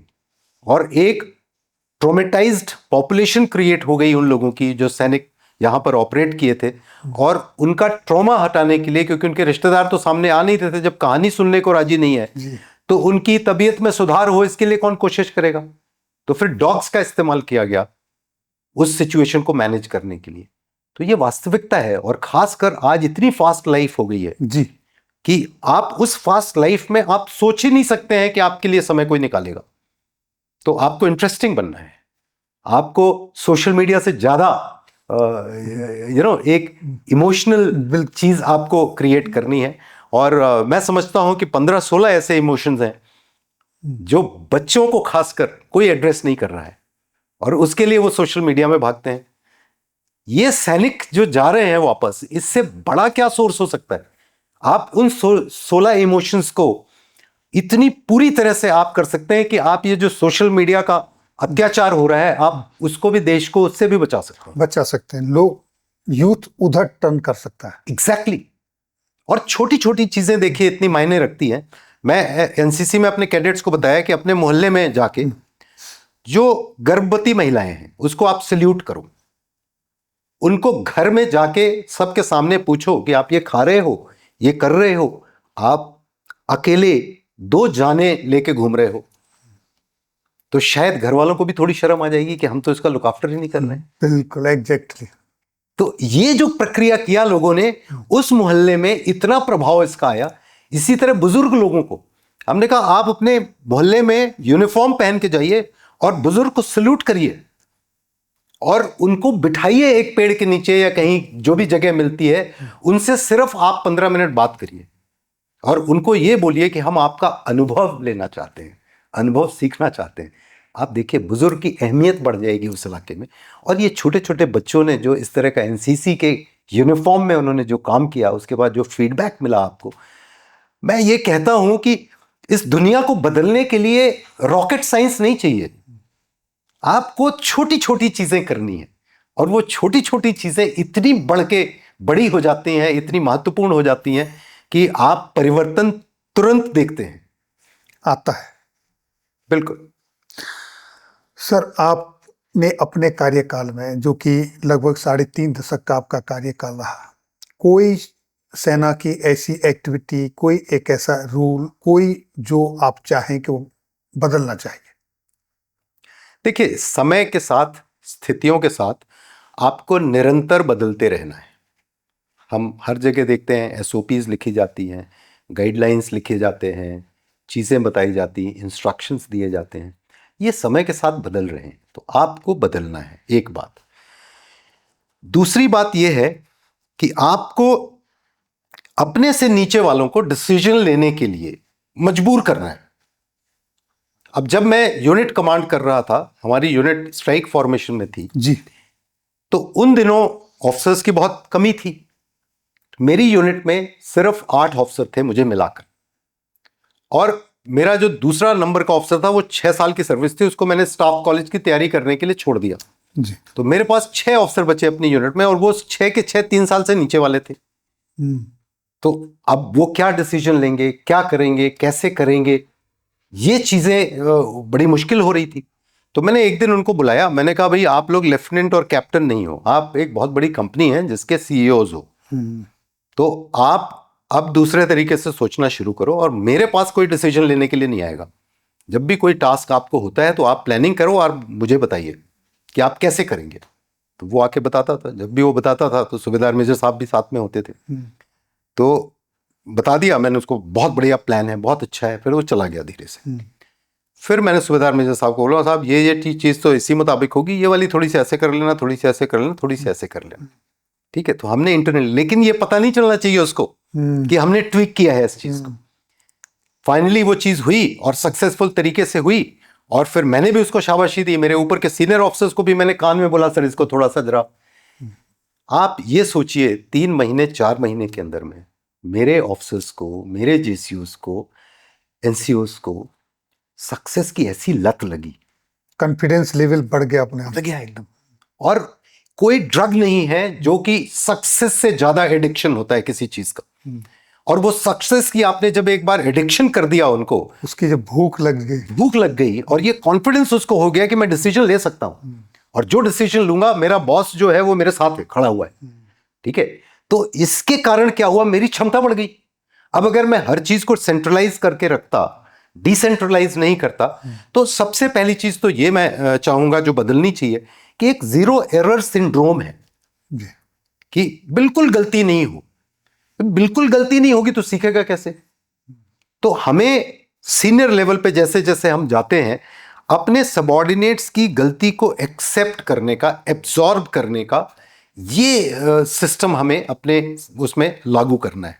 हम अपने करियर की सोच में, बहुत सी चीज़ों की सोच में, नाम क्या होगा यूनिट का, ये सब चीज़ें, इसको हमको एक ट्रेनिंग का हिस्सा बनाना पड़ेगा कि हर ऑफिसर, हर जेसीओ, हर एनसीओ अपने से नीचे लोगों को कितना मौका दे रहा है डिसीजन लेने का, इंडिपेंडेंट काम करने का, चाहे उसके ऊपर कोई आंच आने वाली है फिर भी। तो ये हमको सिस्टम शुरू करना है। जब हम ये सिस्टम शुरू कर देंगे तो हम निरंतर बदलाव आएगा।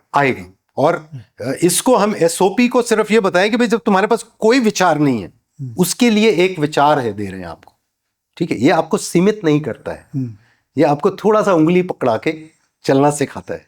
कोई जरूरी नहीं उसको, लेकिन उस सिद्धांत को जरूर फॉलो करना है आपको।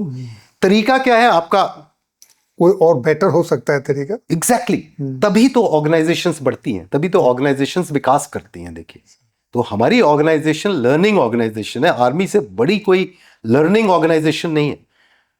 हम सोल्जराइजेशन जो होता है, सोल्जराइजेशन क्या है, वो एक सोल्जर दूसरे सोल्जर से सीखता है। अब वो 2 सोल्जर्स कौन है, ऑफिसर भी हो सकता है, जवान भी हो सकता है। तो ऑफिसर जवान से सीख सकता है, ऑफिसर ऑफिसर से सीख सकता है, जवान जवान से सीख सकता है, जवान ऑफिसर से सीख सकता है। ये जो प्रक्रिया है ना, ये किसी संस्था में नहीं है। सर आपने रिक्रूटमेंट डायरेक्टरेट में भी काफी सर्व किया है। जी हाँ। आपके हिसाब से अग्निपथ स्कीम सही है? आपकी इसके ऊपर क्या राय है? देखिए, जो पॉलिसी है जिसके तहत अग्निपथ को लेके आया गया है, जो कॉन्सेप्ट है ओवरऑल, जी सर, और जिस मकसद से अग्निवीर को लेके आया गया है, वो बहुत अच्छा है, बहुत उम्दा है, इसमें कोई शंका की बात नहीं। अब सवाल ये उठता है कि जब आप किसी भी स्कीम को लागू करते हैं तो उसका समय क्या है, कैसे माहौल में आप उसको लॉन्च करते हैं, किस तरह से आप उसको लॉन्च करते हैं, और क्या प्रक्रिया अपनाते हैं आप उसके बारे में। इसके बारे में मैं ये कहना चाहूँगा कि अग्निवीर लागू करने से ठीक पहले कोविड का समय था। जी सर। कोविड में सारी सस्पेंड हो गई थी रिक्रूटमेंट। तो 2 साल, 1 साल 2 साल, कहीं 1 साल कहीं 2 साल की जो रिक्रूटमेंट थी वो बिल्कुल कैंसिल हो गई थी। तो एक बैकलॉग था जो यूथ का, जो एम्प्लॉयमेंट पा सकता था लेकिन नहीं पाया। तो एक तो वैसे ही बहुत व्याकुल थे जी लोग, कोविड ने और व्याकुल कर दिया। सर। अब उस टाइम पर जब आप अग्निपथ लेके आए तो आपने पहले की जो रिक्रूटमेंट थी उसका आपने ख्याल नहीं रखा कायदे से। मेरे जहन में ये बात आती है कि आपको 2 साल की छूट दे देनी चाहिए थी एज की, फिर आप नॉर्मल प्रक्रिया से उनका रिक्रूटमेंट करते। फिर एक बार जब वो बैकलॉग आपको लगता है कि भाई इन लोगों का हमने कंपनसेट कर दिया है, तब आपको अग्निवीर लाना चाहिए था। और अग्निवीर लाने से पहले लोगों को सूचना देनी चाहिए थी, उसकी जो कंडीशंस हैं उसके बारे में, बच्चों को क्या फ़ायदा होने वाला है उसके बारे में, किस तरह से आप लाइबिलिटी जो एक बच्चा एक 17 साल की उम्र में बनता है पेरेंट्स की जिम्मेदारियां जो बढ़ी हुई होती हैं उस समय पे, कैसे उसको आप कम कर सकते हो और इस 4 साल को अपनी कैपेसिटी बिल्डिंग में कैसे यूटिलाइज कर सकते हो, ये सारी समझ हमको क्रिएट करनी चाहिए थी, जो गवर्नमेंट ने किया बाद में। लेकिन वो तब जब अपोजिशन ने इसकी खिलाफत करनी शुरू कर दी और अपोजिशन ने इसके बारे में बहुत सारी मिस इन्फॉर्मेशन दिया, बहुत सी सोच पैदा की। अब आप सोचिए, व्याकुल है लोग, उनकी सेंसिटिविटी लेवल बहुत हाई है। उस टाइम पे अगर उनकी भाषा कोई बोल रहा है तो सब उसके पीछे चल पड़ेंगे। बिल्कुल। तो ना तो आपकी बातों को सुनने के लिए कोई राजी था, ना उसको समझने के लिए राजी था। तो मुझे लगता है इसमें कहीं थोड़ा सा फिर कुछ कंडीशंस हैं जिसको आपने अप्लाई किया, सर्विस कंडीशंस हो या फिर आपकी सैलरी कंडीशंस हो या कंपनसेशन जो दे रहे हैं उसकी कंडीशंस हो, उसमें कुछ चीज़ें होती हैं जो ह्यूमैनिटेरियन होती हैं। तो ह्यूमैनिटेरियन को आपको मानवीय आधार पर देखना चाहिए और बाकी कुछ चीज़ों को दूसरे तरीके से भी आप देख सकते हैं। तो ले दे के ये बात समझ में आती है कि कहीं ना कहीं थोड़ी बहुत कमज़ोरी रही, समय के अभाव के कारण हम सारे पहलुओं पर उस तरह से ध्यान नहीं हमने दिया, और उसकी वजह से ये स्कीम का जो लॉन्च था और इसका जो एग्जीक्यूशन जो हमने किया वो शायद कहीं थोड़ा कमज़ोर रहा। सर, जब ये अग्निपथ स्कीम आई थी तो उससे पहले जो कोविड के पीरियड के समय पे कुछ बच्चे ऑलरेडी सेलेक्ट हुए रखे थे, एग्जाम वगैरह दे चुके थे, मेडिकल भी हो चुके थे, कहीं उनकी ज्वाइनिंग डेट भी आ चुकी थी, बिल्कुल, लेकिन उनको भी इग्नोर किया। ये भी तो एक गलत था। यही मैं कह रहा था आपसे कि उस समय पे चाहे आपने रिक्रूटमेंट का प्रोसेस निरस्त किया हो या मिडवे आपने निरस्त किया हो कि आधी चीज़ें हो गई हैं, चाहे वो एप्लीकेशन स्टेज पे हो, चाहे वो एक शुरू के फर्स्ट स्टेज के हो या सेकंड स्टेज पे हो या फाइनल सिलेक्शन हो गया है लेकिन ज्वाइन नहीं किया है, इस चीज़ को आपको एक्चुअली कंप्लीट करना चाहिए था। आपको बच्चों के दृष्टिकोण से देखना चाहिए था और उसको आपने कंप्लीट करना था, चाहे आपको कोविड के बाद 1 साल लगता या 2 साल लगता। पर आपने जब इस चीज़ को लागू किया तो ये सोच थी कि अब उसको हमने निरस्त किया है तो यही सबसे बढ़िया तरीका है कि इसी समय हम इसको लॉन्च कर दें। शायद इस सोच में, और जो बाद में अनुभव हुआ गवर्नमेंट को भी और हमारी संस्थाओं को भी जो अनुभव हुआ, शायद कहीं ये बात समझ में आई कि हमें दूसरा रास्ता अपनाना चाहिए था। हमें 1 साल 2 साल तक इसको रोक के रखना चाहिए था और उस इंफॉर्मेशन को जो हम शायद जल्दीबाजी में नहीं दे पाए, सारी इंफॉर्मेशन देनी चाहिए थी, सारी टर्म्स एंड कंडीशंस आपको बतानी चाहिए थी और तब हम इसको लॉन्च करते तो ज़्यादा बेहतर होता। तो ये है कुछ उन चीज़ों में शायद कमियां रही है, लेकिन कई बार हम अनुभव से सीखते हैं। सर, इसमें 2 पॉइंट मैं आपसे क्लैरिफिकेशन चाहूँगा कि एक तो ये, अगर किसी का बेटा अग्निवीर में आया है, अकेला घर में बच्चा है और वो शहीद हो जाता है, अगर उसके पेरेंट्स को मेडिकल फैसिलिटी नहीं मिलती है, पेंशन नहीं मिलती है, या कोई बच्चा डिसेबल्ड हो जाता है, उसको ना मेडिकल फैसिलिटी मिल रही है ना पेंशन मिल रही है, तो क्या ये 2 पॉइंट अगर इस अग्निवीर स्कीम में इस इंक्लूड हो जाते तो और बेटर नहीं हो सकते थे? देखिए, जब हम इन चीज़ों की बात करते हैं तो 2 पहलू होते हैं। एक है जो कि कैंडिडेट के फेवर में होता है और दूसरा पहलू है जो गवर्नमेंट के फेवर में होता है। तो इसको जब भी कोई पॉलिसी बनाई जाती है, उसकी टर्म्स ऑफ रेफरेंस बनाए जाते हैं, तो गवर्नमेंट का पहलू जो होता है उसमें वो ड्यूरेशन ऑफ सर्विस को रखा जाता है, उसके आधार पे आप बेनिफिट्स को कैलकुलेट करते हैं, उसके आधार पर क्या कंडीशंस आप लागू करेंगे उनको कैलकुलेट करते हैं। जो कैंडिडेट और उसके माँ बाप के दृष्टिकोण से अगर आप देखते हैं तो आपको मानवीय जो स्थितियां हैं वो बात समझ में आती हैं। आपको ये समझ में आता है कि वो चाहे 4 साल के लिए आपने लिया हो, लेकिन सारी कंडीशंस जो टर्म्स एंड कंडीशंस हैं वो वैसे ही होनी चाहिए जैसे कि एक सैनिक के उसमें होती है। तो ये चीज़ें होती है। फिर होता है कि आपकी अभी स्टडी कंप्लीट होगी, जब एक साइकिल कंप्लीट हो जाएगा, 4 साल जब पूरा हो जाएगा और 4 साल में आपका अनुभव जो होगा उसके आधार पर आप कुछ चीज़ें बदलोगे, जो कि ये बातचीत गवर्नमेंट के उसमें चल रही थी। लेकिन कहना ये था कि जब एक साइकिल कंप्लीट हो जाए, क्योंकि ऐसा तो नहीं कह सकते कि एक पहलू को हम अभी चेंज कर देंगे बाकी के पहलू को हम बाद में करेंगे, क्योंकि आपको कोई कमेटी बिठानी पड़ेगी, उसका अध्ययन करना पड़ेगा। तो ये भी एक एंगल था। अब वही प्रश्न यही उठता है कि कुछ चीज़ों को मानवीय तरीके से, जैसे एक कैंडिडेट है वो अग्निवीर बनता है, डिसेबल्ड हो जाता है, तो उसकी मेडिकल की जो रिक्वायरमेंट है उसको गवर्नमेंट को ओन अप करना चाहिए और गवर्नमेंट को उसको एक्सेप्ट करना चाहिए और वो जिम्मेदारी उठानी चाहिए। और इस चीज़ के लिए आप जितने अग्निवीर ऐसे आपके होंगे और जो इस तरह की सिचुएशन आएगी उनको अगर पूरे गवर्नमेंट के बजट के हिसाब से देखा जाए या डिफेंस के बजट के हिसाब से देखा जाए तो उसकी मात्रा बहुत छोटी है। जी जी, तो इसलिए नगण्य है बिल्कुल। तो उन चीज़ों को हमको देखना चाहिए कि जितने लॉसेस आपके वैसे ही हो जाते हैं, चाहे वो करप्ट प्रैक्टिसेस के कारण है, गलत डिसीजन के कारण है, बहुत सी चीज़ें होती, कितनी पुल बनाते हो आपकी गिर जाती है अगले दिन। जी। तो आपको उस दृष्टिकोण से देखना चाहिए कि भाई इसमें हमें इसको हार्श डिसीजन भले ही हो, गवर्नमेंट के फेवर में भले ही ना हो, लेकिन इसको हमको करना चाहिए। तो शायद मुझे उम्मीद है कि ये सारे अनुभवों को देखते हुए, संख्याएं जितनी हो रही हैं अभी, जिस तरह की स्टैटिस्टिक्स क्रिएट हो रही है, गवर्नमेंट डेफिनेटली ये डिसीजन लेगी। और जब बात आती है माता पिता की कि कोई शहीद हो जाता है उसको कंपनसेशन दिया जाए, और कंपनसेशन की का अमाउंट जो है अभी लगभग ठीक ठाक है, हो सकता है और इसमें वृद्धि हो। तो अब उस कंपनसेशन को, अगर वो मैरिड नहीं है तो माँ बाप के पास ही जाएगा कंपनसेशन। अब ये माँ बाप की बुद्धिमानी के ऊपर निर्भर करता है कि उसको कैसे कमिट करते हैं, उसको कैसे इन्वेस्ट करते हैं, जिससे कि वो उस निधि के तौर पे इस्तेमाल हो जिस निधि की जरूरत उनके अपने वेलफेयर के लिए है। सर, तो अब ये जिम्मेदारी गवर्नमेंट नहीं उठा सकती है। शायद पैसे दे रही है, जो आपको पैसे दे रहे हैं उससे आप ऐसी व्यवस्था बनाइए कि आपका लुक आफ्टर हो जाए। इसीलिए मैं कहता हूं कि हर प्रकार से ये स्कीम अच्छी है, लेकिन लोगों को समझाने की जरूरत है, लोगों को एक्सपेक्टेशंस का भी मैनेजमेंट करने की जरूरत है। क्योंकि आप क्या होता है कि आपकी उम्मीदें जो पिछले मापदंड हैं उसके आधार पर हो जाती हैं। जो एक पहला सैनिक था जो अग्निवीर से पहले था, उसके मापदंड को आप यहां पर लगाने की कोशिश करते हैं। तो जब आप इंफॉर्मेशन सही लोगों के साथ शेयर करते हैं तो वो एक्सपेक्टेशंस भी उसकी मैनेज होती हैं।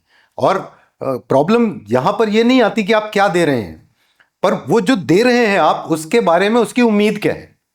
अगर उम्मीद बड़ी है तो ये छोटी लगेगी, पर उम्मीद अगर आपकी सही है, करेक्ट है, तो वो बिल्कुल करेक्ट लगेगी। सर, मेरा मानना ये है कि जब एक यूथ अपने सर्वोच्च बलिदान देश को देने के लिए तैयार है तो देश को यहाँ पर आर्थिक स्थिति से नहीं सोचना चाहिए। गवर्नमेंट को यहाँ पर फायदा नुकसान नहीं देखना चाहिए, क्योंकि ये देश की सिक्योरिटी से जुड़ा हुआ मसला है। बिल्कुल। और ये छोटा सा, कितने इंसिडेंट्स होंगे, छोटा सा एक मात्रा बैठेगी जो कि जैसा आपने कहा कोई पुल टूट जाता है, कहीं भी चला जाता है, तो इस पे जरूर विचार करना चाहिए। मेरा तो सर ये मानना। नहीं, आप बिल्कुल ठीक कह रहे हैं। और जब हम अपने दृष्टिकोण से देखते हैं या कुछ एक देश में लोगों के दृष्टिकोण से देखते हैं तो ये बात बिल्कुल सही लगती है। लेकिन गवर्नमेंट क्या है? गवर्नमेंट है पॉलिटिकल लीडरशिप, गवर्नमेंट है ब्यूरोक्रेसी, गवर्नमेंट है वो बाबू जो बैठे हुए हैं। अब क्या होता है कि एक तबका जो डिसीजन लेने वाला है वो आर्मी को एक सर्विस के तौर पे देखता है। वो बोलता है सेंट्रल गवर्नमेंट की सर्विस है, जैसे आपकी है वैसे ही हमारी है, वैसे इनकी है, उनकी है, सबकी है। तो जब वो उसका दृष्टिकोण वो ये चश्मा लगाकर देखता है तो उसकी सोच में अरिथमेटिक्स आ जाती है। कई बार बहुत चीजों को वो उस जोर से और उस तरीके से नहीं पुश कर पाते जिस तरह से कि सिविलियन लोग कर पाते हैं या सिविलियन जो ऑफिशियल्स है वो कर पाते हैं। तो ये सारी चीजें हैं, लेकिन इसमें कोई शक नहीं है कि हमें एक दृष्टिकोण पैदा करना होगा कि आर्म्ड फोर्सेस की जो लाइफ कंडीशंस हैं, जिस तरह से वो सर्विस कर रहा है, जिस तरह के खतरे मोल ले रहा है, इन सब चीजों को फैक्टर करना पड़ेगा। और आज तो एआई का जमाना है, सब कुछ कैलकुलेट कर लीजिए आप। और अगर आपको लगता है कि ये कैलकुलेशन, जितनी सर्विसेज हम देते हैं, हम कश्मीर में होते हैं तो हमारी फैमिली रात भर सोती नहीं है, ठीक है। मैं एक समय था जब मेरे बच्चे ने बोला 11th क्लास में, और मेरी डॉटर थी 11th क्लास में, तो मैं छुट्टी में आया हुआ था, तो बैठे थे हम, सुबह सुबह चाय पी रहे थे, तो उसने ऐसे न्यूज़पेपर के पीछे से उसने बोला कि dad, when I look into my childhood I don't find you anywhere. ये मेरे लिए बोल्ट था, बताइए, मेरे लिए शॉक था, ठीक है। अब इस लॉस को कौन कंपनसेट करेगा? इस लॉस की बराबरी आप करना चाहेंगे जो सारी जिंदगी बच्चों के साथ रहे हैं, सारी जिंदगी उनको लुक आफ्टर किया है, और जो संसाधन है आपके गवर्नमेंट के और बाकी संसाधन है, वो आपसे ज्यादा आपकी फैमिली ने इस्तेमाल किए हैं, ठीक है। यहां पर तो आप दिल्ली जैसे शहर में जो आप सेपरेटेड फैमिली अकोमोडेशन भी है, उसमें सिक्योरिटी गार्ड जो लगा हुआ है, वो उसका पैसा भी वो लोग दे रहे हैं। मतलब सारी दुनिया की सिक्योरिटी करवा रहे हो आप उनसे, लेकिन अपनी खुद की फैमिली की सिक्योरिटी के लिए या अपनी खुद की सिक्योरिटी के लिए वो पेमेंट कर रहा है। तो अब ये दृष्टिकोण की बात है। देखिए, ये दृष्टिकोण हमें पैदा करना पड़ेगा कि किस चश्मे से लोग फौज को देखें, और ये जब तक हम नहीं करेंगे, और उसको करने के लिए गवर्नमेंट के साथ साथ हमारी भी जिम्मेदारी उतनी ही है, और हमारी संस्था की भी। हमारे जो सीनियर ओहदेदार हैं उनको इस मुद्दे को पुरजोर तरीके से रखना चाहिए। बिल्कुल बिल्कुल रखना चाहिए, नहीं तो ब्यूरोक्रेट्स का तो वही चश्मा है। अगर मैं अभी आपके साथ एक एग्जाम्पल शेयर करूं तो शायद आपको पता तो होगा, पर फिर भी मैं कहना चाहूं, 1973 से पहले हमारे जनरल साहब की जो पेंशन होती थी वो 1000 रुपये होती थी, और उनके काउंटर पार्ट्स की जो पेंशन होती थी वो 426 या 27 रुपये होती थी। बिल्कुल। और छठा वेतन आने तक दोनों की बराबर हो गई। बिल्कुल, क्योंकि हमारे ओहदेदारों ने उस तरीके से अपने मुद्दे नहीं रखे, बिल्कुल, और वो उस पे कमीशनों का हिस्सा भी नहीं रहे। बिल्कुल, तो उन्होंने अपने हिसाब से चीजें सेट की। पहले हमारे ऑफिसर्स का जो टेबल है, प्रेसिडेंट्स टेबल, उसमें जो ओहदा होता था, आज वो कितना कहाँ चला गया। नहीं, बिल्कुल सही कह रहे हैं आप। देखिए, ये सब जो है पहले एक दूसरे तरीके से डील होता था। पहले जो आर्मी की रेपुटेशन थी वो खुद ही इस तरह की थी, जो लोगों का पर्सपेक्टिव था आर्मी के बारे में वो खुद ही इतना था कि हमें खुद डील करना नहीं होता था। हमें जाकर क्या मांगना है पे कमीशन में, वो उसकी ज़रूरत नहीं होती थी। मैं भी जब कमीशन हुआ तो मेरी सैलरी 2200 थी बेसिक पे जी, 2250 थी बेसिक पे, और 2200 होती थी आईएएस ऑफिसर्स की, ठीक है। तो बेसिक हमारा 50 रुपए उनसे ज़्यादा किया हुआ था। ये नॉमिनल किया हुआ था जस्ट टू इंडिकेट कि we are more important than them, ठीक है। अब धीरे धीरे करके वो जो स्थितियां चेंज होती चली गई, वहां पे हमने प्रोफेशनल तरीके से हैंडल नहीं किया। हमको अपनी ऑर्गेनाइजेशन के अंदर में प्रोफेशनल ऑर्गेनाइजेशन को आउटसोर्स करके और उनको लेके आना चाहिए। हमारी बात हम खुद क्यों करें, क्योंकि हम खुद कर नहीं सकते। उनके माध्यम से एडवोकेसी करानी चाहिए। एडवोकेसी के अलावा भी प्रोफेशनल तरीके से प्रेजेंटेशन करना चाहिए। वो जब प्रेजेंट करेगा तो आपकी पूरी स्टैटिस्टिक्स के साथ प्रेजेंट करेगा, वो आपका पूरा डेटा के साथ में वो करेगा, तथ्यों के आधार पर करेगा वो। तो जब आप तथ्यों के आधार पर करेंगे, एक प्रोफेशनल ऑर्गेनाइजेशन को करेंगे जिसको आप पे कर रहे हैं ये ऑब्जेक्टिव्स को हासिल करने के लिए, तो डेफिनेटली अलग होगा रिजल्ट जी। तो अब क्या है, ना तो हम मांगने में अच्छे हैं, ना हम अपना प्रेजेंटेशन अपनी तारीफ के तौर पर कर पाते हैं, क्योंकि हमारी सोच अलग है, हमारी जो प्रिंसिपल्स जिसके आधार पर हम बड़े होते हैं, बढ़ते हैं, वो सब अलग है। हमारे संस्कार ही अलग है। बिल्कुल। हम तो आने के बाद ये भी नहीं कह पाते। अब मैं देखता हूँ जो रिटायरमेंट के बाद आते हैं, बंदा कुछ बोलेगा, किसी काम के लिए बोलो वो करेगा, उसके लिए तैयार हो जाता है। अरे कितना उनके पास एक्सपीरियंस है, पूरी जिंदगी उन्होंने कंपनी का चलाया है, लेकिन वो अपने आप को प्रेजेंट भी नहीं कर पाते हैं। एग्जैक्टली। इसीलिए वो सिक्योरिटी में यहाँ वहाँ भटकते रहते हैं। बिल्कुल। तो हमें अपना सेल्फ एस्टीम बदलना पड़ेगा। अगला मैं इसी मसले पे आता हूँ अच्छा, कि जो ओके। अपने ऑफिसर्स, जेसीओ, एनसीओ रिटायरमेंट के करीब होते हैं, तो उनको अपने सेकंड इनिंग्स के लिए किस तरीके की तैयारी करनी चाहिए, कब से तैयारी करनी चाहिए और क्या तैयारी करनी चाहिए? देखिए, ये जो है, पहली चीज तो इसमें ये है कि आपका विजन क्या है। हर सैनिक जब बाहर आता है तो उसके पास एक लंबा अरसा होता है जिसमें वो एक्टिव लाइफ लीड कर सकता है। तो अब वो अगर उसने अपना एक मिशन नहीं बनाया है कि रिटायरमेंट के बाद मेरा मिशन क्या है, तो पहली चीज तो उसकी जिंदगी में वैक्यूम आ जाता है। जी। ठीक है। मिशन नहीं है तो कोई और उसको रिस्पेक्ट नहीं करता है क्योंकि रेलेवेंट नहीं है वो। और जब इसकी कमी होती है तो उसका सेल्फ एस्टीम बहुत छोटा होता है। वो छोटी सी चीज में संतुष्ट हो जाता है या छोटा सा कोई ऑफर मिल जाता है, ऑप्शन मिल जाता है। और चौथी चीज ये है कि जो सबसे बड़ी उसकी प्रॉब्लम है कि वो 35 साल तक, मान लीजिए, या 35 साल की एज तक वो फैमिली से अलग होके आया है। तो उसको लगता है कि मैं फैमिली से दूर ना जाऊं, जी। यहीं कहीं मिल जाए अगल बगल में। तो अब अगल बगल में संभावनाएं बड़ी सीमित हैं, और अगर आप कहीं गांव से हैं, रूरल एरिया से हैं, तो वहां तो और भी बिल्कुल कम है। तो ये 3-4 जो प्रॉब्लम्स हैं, ये चैलेंजेस हैं। इन चैलेंजेस को एड्रेस आप तभी कर सकते हो जब समय पर आपने ये सोच शुरू कर दिया। अब समय क्या है? समय वो 6 महीने पहले नहीं है कि आपको रिहैबिलिटेशन कोर्स के लिए भेज दिया गया और ऐसे ऐसे रिहैबिलिटेशन कोर्स पे आप सेलेक्ट करके चले जाते हो जिसको आपने जिंदगी में करना ही नहीं है। ठीक है। तो पहली चीज तो गवर्नमेंट क्यों पैसे वेस्ट कर रही है उस चीज पे। और दूसरी चीज, आप ऐसे लगता है जैसे सडनली आपको किसी ने रात में जगाया, बोला कि कल तुम्हारा रिटायरमेंट है, तो अब रात में सोचना शुरू कर दिया। आपको कम से कम 5 साल, 6 साल, 7 साल पहले आपको इस मानसिकता को क्रिएट करना है।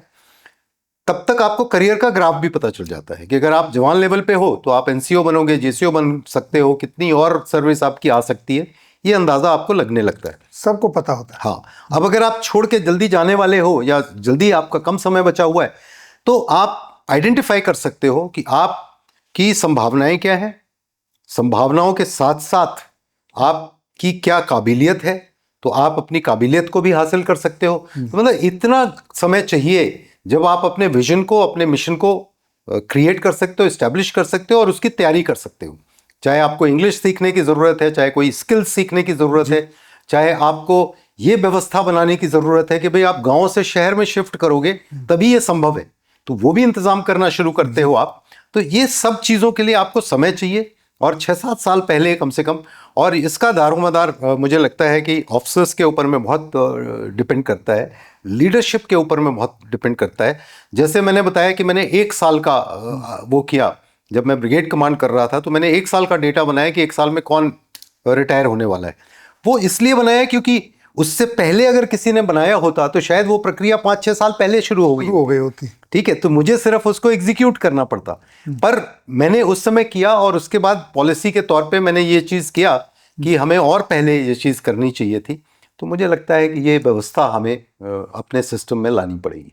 सर, अंत में सैनिक वेलफेयर न्यूज के जो सब्सक्राइबर हैं 16 लाख प्लस, जिसमें सर्विंग और रिटायर्ड ऑफिसर्स, जेसीओ, जवान, फैमिलीज, डिफेंस सिविलियन और यूथ, इन सब के लिए आप क्या मैसेज देना चाहेंगे फाइनल? देखिए, मैंने जैसे कहा कि हर सैनिक का रिटायरमेंट के समय पे एक सोच होनी चाहिए थी कि मैं लाइफ से रिटायर नहीं हो रहा हूँ, मैं सिर्फ एक यूनिफॉर्म को उतार के सिविल ड्रेस पहन रहा हूँ। तो उसका एक मिशन होना चाहिए, उसकी एक अभिलाषा होनी चाहिए, एक सोच होनी चाहिए। तो इसका मतलब यह है कि कल के बारे में सोचने की व्यवस्था। दूसरी बात, उसको ये पता होना चाहिए कि मेरी रिक्वायरमेंट्स क्या है और क्या फैसिलिटीज और क्या व्यवस्थाएं हैं जो रिटायर्ड लोगों को चाहिए है। तीसरी बात, उसको ये सोचने की ज़रूरत होती है कि मेरी जो नेक्स्ट जनरेशन है वो कम से कम मेरे से 1 फुट ऊंचे देखे, वो उसका विजन जो है, तो इसका मतलब वो आपके कंधे पे बैठा हो और जितना दिख रहा हो उसके बराबर वो देखे। ये भी है, बहुत लोगों को पता नहीं होता है कि कैसे बच्चों को पालन करना है, कैसे उनको पढ़ाई में चीज़ें करना है, कैसे उनकी सुविधाओं को और अपॉर्चुनिटीज़ को मैक्सिमाइज करना है। तो इस प्रकार से ये सब 2-3 चीज़ें हैं जो मुख्य आपके आधार हैं एक्चुअली रिटायरमेंट के बाद के और रिटायरमेंट के समय के। इसके बारे में जो कोशिश सैनिक वेलफेयर न्यूज़ ने शुरू किया है, और मैंने कई प्रोडक्ट्स देखे हैं आपके, कई आपके कंटेंट्स जो देखे हैं मैंने, तो एक तो इसकी अहमियत बहुत है, क्योंकि एक प्लेटफॉर्म तो है कम से कम जहाँ पर हर किस्म की चीज़ को वो देख सकते हैं, क्योंकि बहुत कुछ कंटेंट आपने क्रिएट किया है उस पीरियड में एंड ऑलमोस्ट सारे पहलुओं को आपने टच किया है। तो एक तो ये बात समझ में आएगी लोगों को। दूसरी बात, उनकी आंखें खुलेंगी एक्चुअली, कि बहुत नई नई चीज़ें जो आप लेकर आते हैं, आपके जो वक्ता होते हैं या जिनका भी आप इंटरव्यूज़ वगैरह करवाते हैं, वो विभिन्न किस्म की बातें करते हैं। उससे आपकी दृष्टिकोण में, आपकी निगाहों में, आपके उसमें सोच में बहुत फ़र्क आएगा। तो वो बहुत ज़रूरी है। और तीसरी बात, आप लोगों के जरिए जो भी कम्युनिकेशन आप कर रहे हैं उनसे, उनको खुद को आकलन करने में भी सहायता मिलती है। उनको ये पता चलता है कि हम कितने पानी में हैं, कहाँ खड़े हैं, और ये समझ आ जाती है कि जहां हम खड़े हैं ठीक ठाक है, या ठीक ठाक से थोड़ा कम है, या थोड़ा ज़्यादा है। तो ये जो आकलन है, ये आकलन आपको मोटिवेट भी करता है और आपको आश्वस्त भी करता है कि भाई बॉम्बे चल रहे हो तो बॉम्बे वाले हाईवे पे हो आप, ठीक है। कहीं गलती से अगर आप दूसरे हाईवे पे चल रहे हो और सोच रहे हो कि बॉम्बे आएगा, तो ये भी एक बहुत अहमियत रखती है बात। ये 2-3 जो चीज़ें जो ब्रॉड तरीके से मैं कहूँगा, इसमें आप लोगों का बहुत योगदान है। और चूंकि एक फौजी करता है जब, तो फौजी के दिल को भी टच करता है, दिमाग को भी टच करता है, और उसकी एक्सेप्टेंस भी बढ़ जाती है, क्योंकि उसको यकीन है कि ये जो कह रहा है ये कहने के लिए नहीं कह रहा है। तो ये जो 2-4 चीज़ें हैं, आई थिंक आपका बहुत योगदान है, और मैं आपको इसके लिए बहुत बधाई देता हूं कि आपने इस तरह का चैनल शुरू किया है, और आपने अपना जो मिशन बनाया है वो खुद का ही बहुत बड़ा परिचायक है। क्योंकि ये मिशन जो आपने बनाया है, ये बहुत उम्दा मिशन आपने बनाया है, और लोगों को इससे भी बहुत सीख मिलेगी। तो मुझे लगता है कि बहुत अच्छा काम आप लोग कर रहे हैं, और आगे आपके जो नए आयाम आप जोड़ेंगे या नए तरीके से चीज़ों को करेंगे, उसके लिए मैं आपको शुभकामनाएं भी देता हूँ। And it's a very good job done, and you are doing a wonderful job. Thank you sir, thank you. ये सब सिर्फ सर आप लोगों की वजह से है, क्योंकि मैं जो लाता हूँ आप देखते हैं तो मुझे प्रेरणा मिलती है, बिल्कुल, और मुझे आगे कुछ करने का और दिल करता है। बिल्कुल। तो साथियों, अभी आपने सुना ब्रिगेडियर ब्रजेश पांडे जी को, कितने ओपन शब्दों में जितने भी जिज्ञासाएं थीं सबका बेबाकी से जवाब दिया, अपने विचार रखे। मुझे उम्मीद नहीं बल्कि पूरा विश्वास है कि ये पॉडकास्ट आपको पसंद आएगा। अपने कमेंट्स जरूर लिखें, और अगर आप ब्रिगेडियर ब्रजेश पांडे जी को दोबारा किसी और टॉपिक पर सुनना चाहते हैं तो कमेंट्स में सर का नाम लिखें और टॉपिक लिखें। मैं सर से फिर अनुरोध करूंगा, रिक्वेस्ट करूंगा, सर अगर मेरे व्यूवर्स की डिमांड आती है तो मैं आपसे फिर एक बार अनुरोध करूंगा, बिल्कुल, कि आप आएं और फिर उनकी जिज्ञासा दूर करें। बिल्कुल। आपने अपना बहुमूल्य समय दिया। सैनिक वेलफेयर न्यूज़ परिवार की तरफ से आपका बहुत बहुत आभार सर। हम आपके सदैव बहुत आभारी रहेंगे। अंत में सर, जय हिंद, जय भारत।